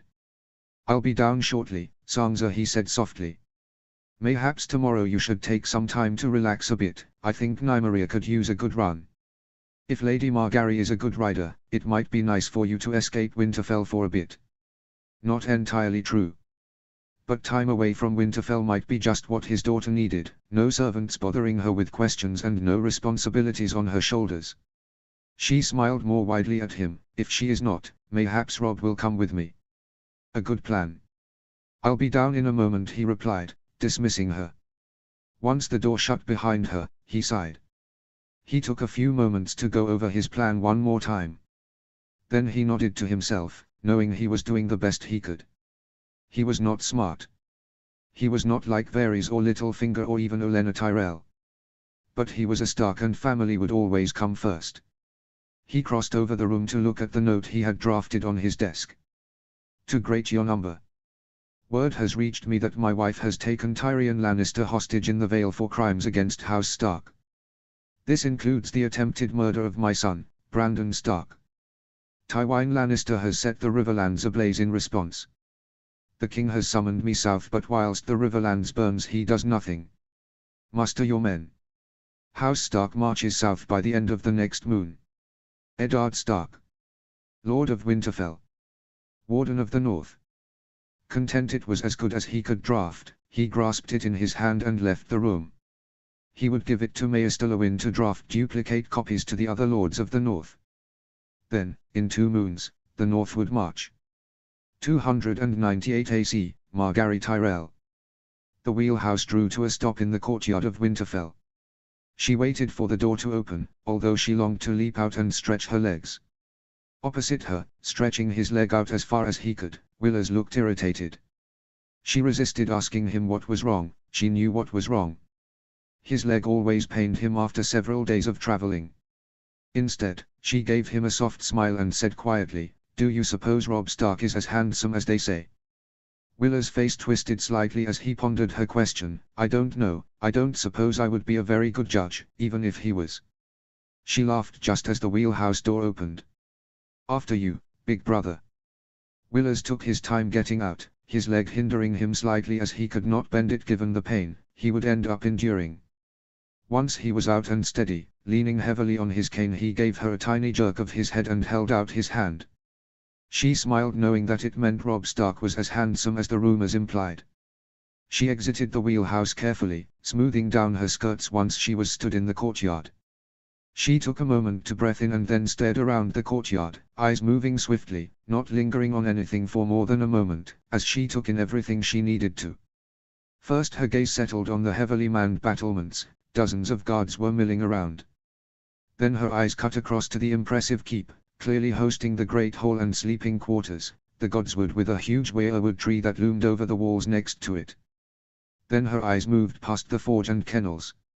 She worked hard to mask her expression as she spotted one of the direwolves that House Stark were said to have, fur as black as the night sky and deep green eyes, lurking by the entrance to the kennels. Then, finally, she moved her eyes to the household that stood at a few meters away. She cast her eyes quickly over the family.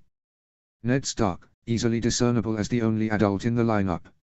He had a long face and long brown hair with a graying beard.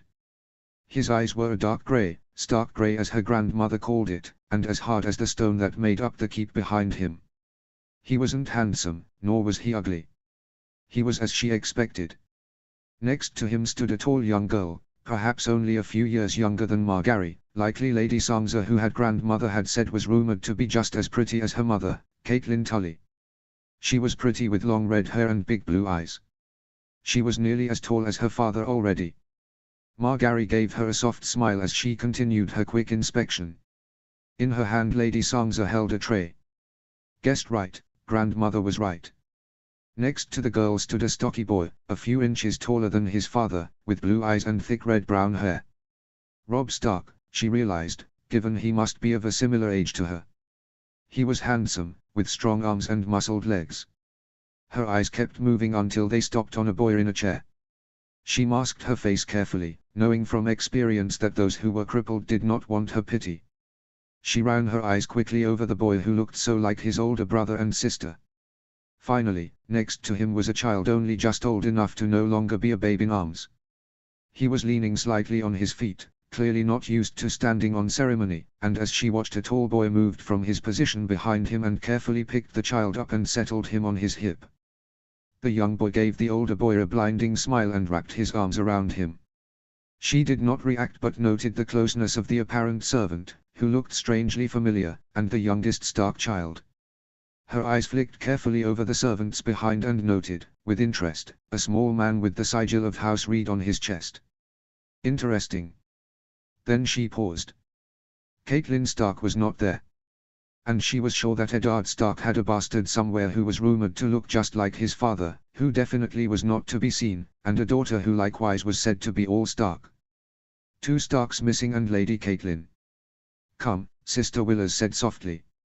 She smiled at him and wrapped her hand around Army and let him guide her to the Starks.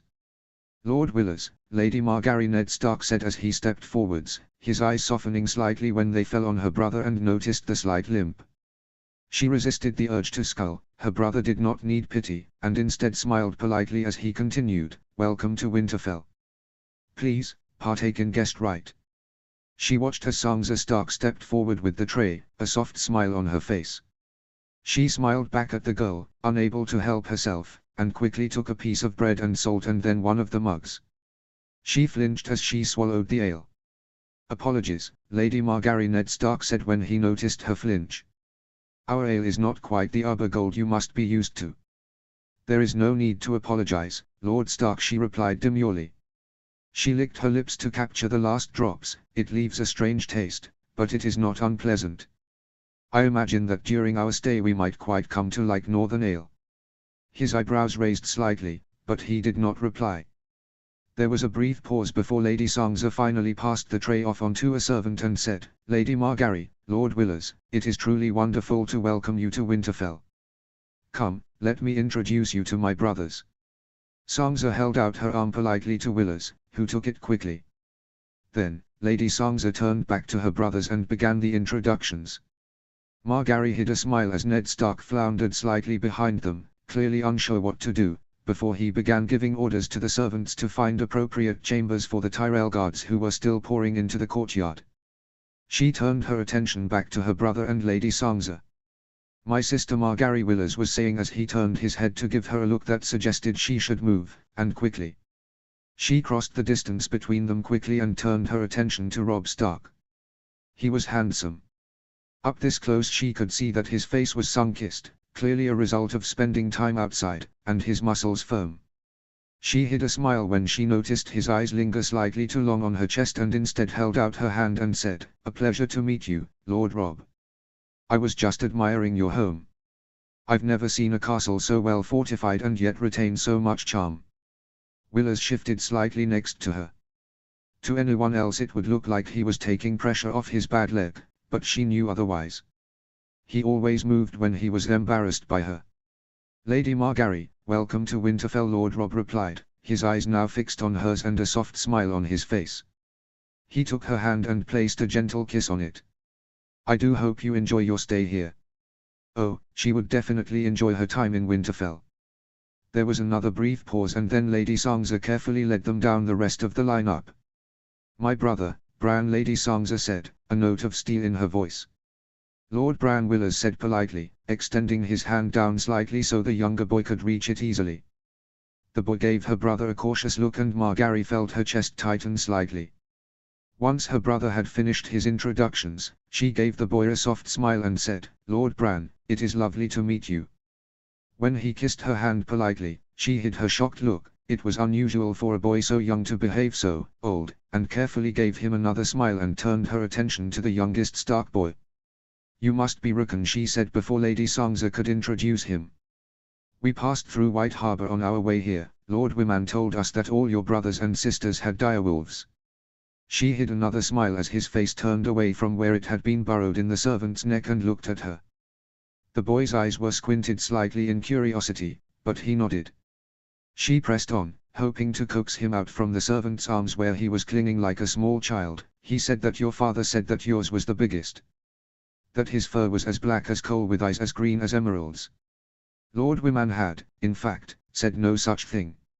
Although he had remarked on the direwolves and that Lord Rickons was reported to be as willful as the child himself, hiding in the dark so he blended in before he leapt out to scare people, he had not said anything about their size or their eyes. It was a lucky guess, but as she cast her mind back to the black-furred, green-eyed, direwolf peeking its head out of the kennels with a slight snarl on its lips, she thought that the direwolf must belong to the youngest Stark. Only a child that young could have a beast that bold, surely the other Stark children would have theirs better trained.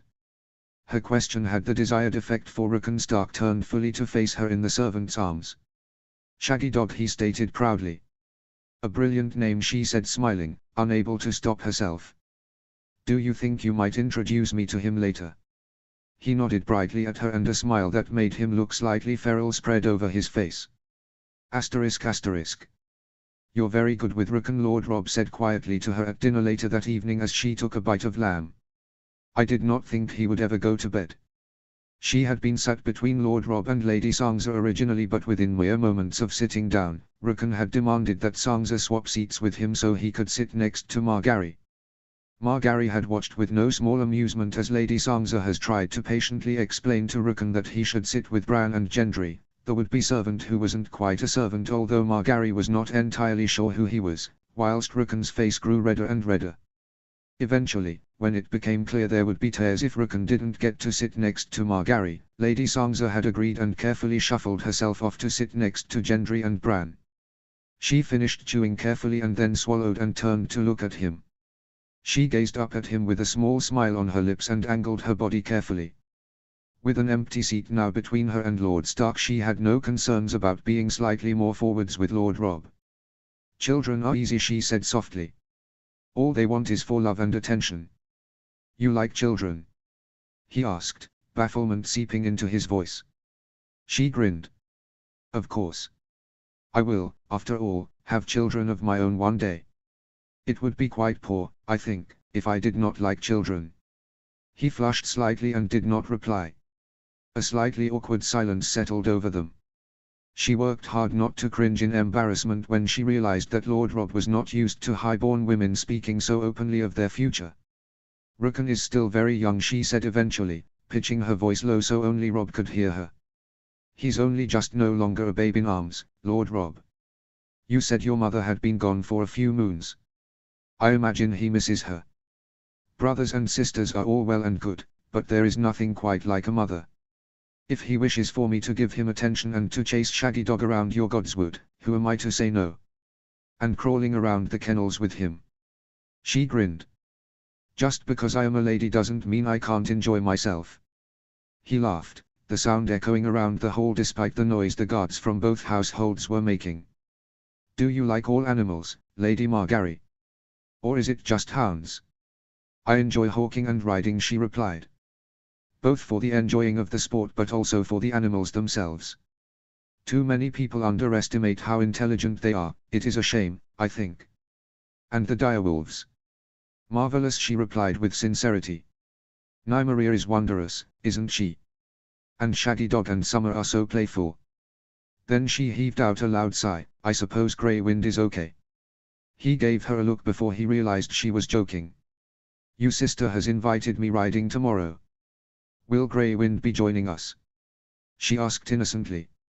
I would need to as well, he replied seriously. She nodded seriously back. Of course. Then she let out a mock sigh. I suppose suffering through your company is worth it if I get to spend time with Grey Wind.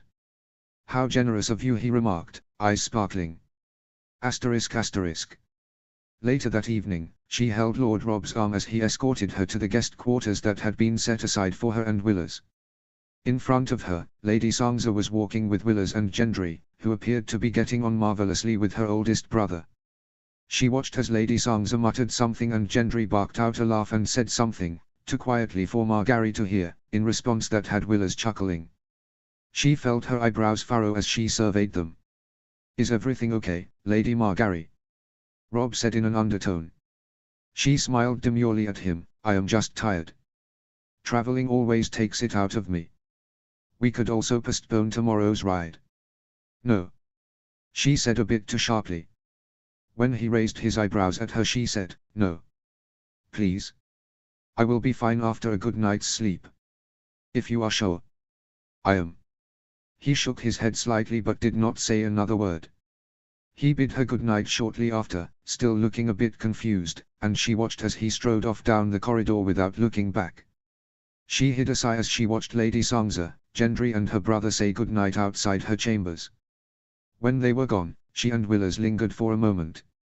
Interesting, Willers murmured quietly. What is? She asked, eyes fixed on the retreating form of Sansa Stark and the blacksmith boy. Ned Stark has one of the king's bastards in Winterfell, and, judging by the direction he's heading with Lady Sansa, the boy is staying in the family quarters. She turned and watched as Lady Sansa and the blacksmith boy turned left at the end of the corridor, the same direction that Robb Stark had taken towards his own chambers. Of course. She could have cursed herself for not realizing why the boy was so familiar before.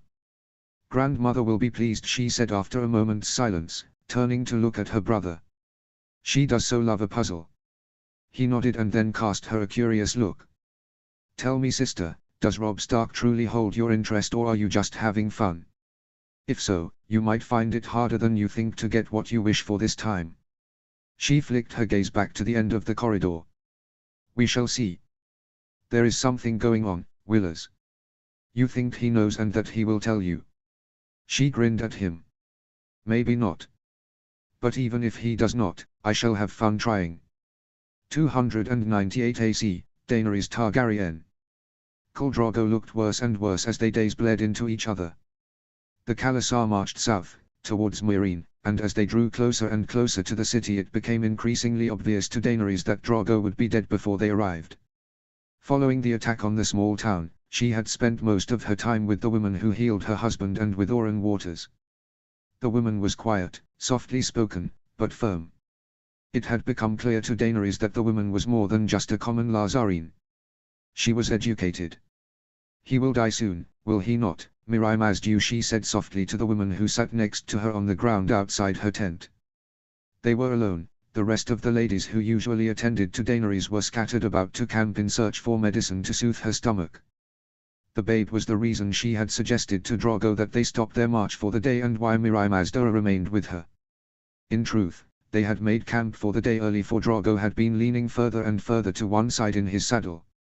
Oren had whispered in her ear that if her husband fell from his horse then he would not be able to protect her from what would happen next, and so she had feigned pregnancy pains and asked for the khalasar to stop, and her husband had agreed to her request.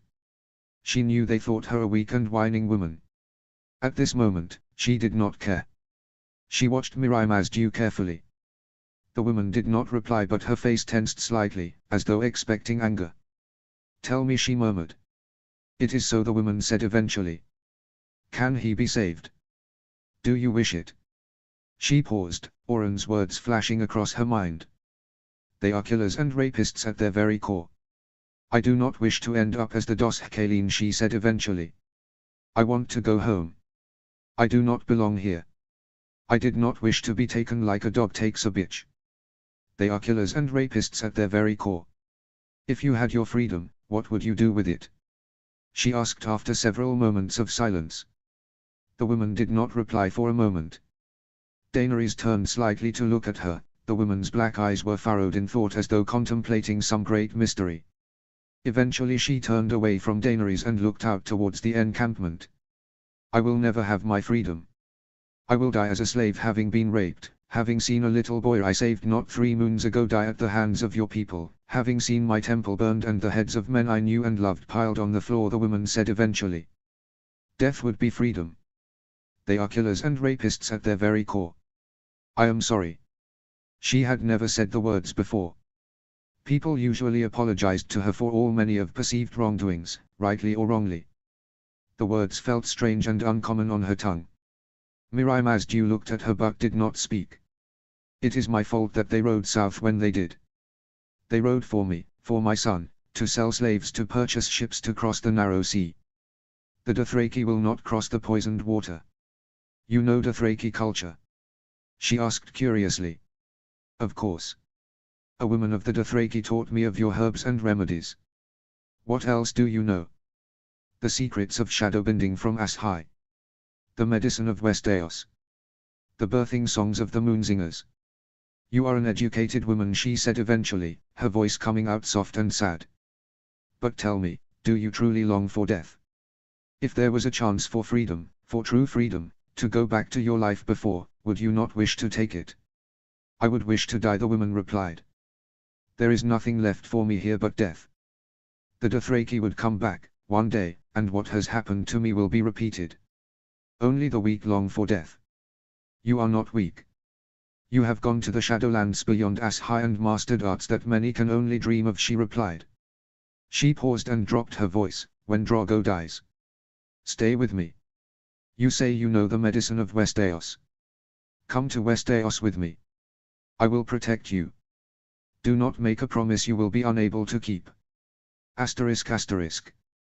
That evening, she sat on a hill some distance from the encampment alone save for Oren, who was her ever-present and ever-silent shadow.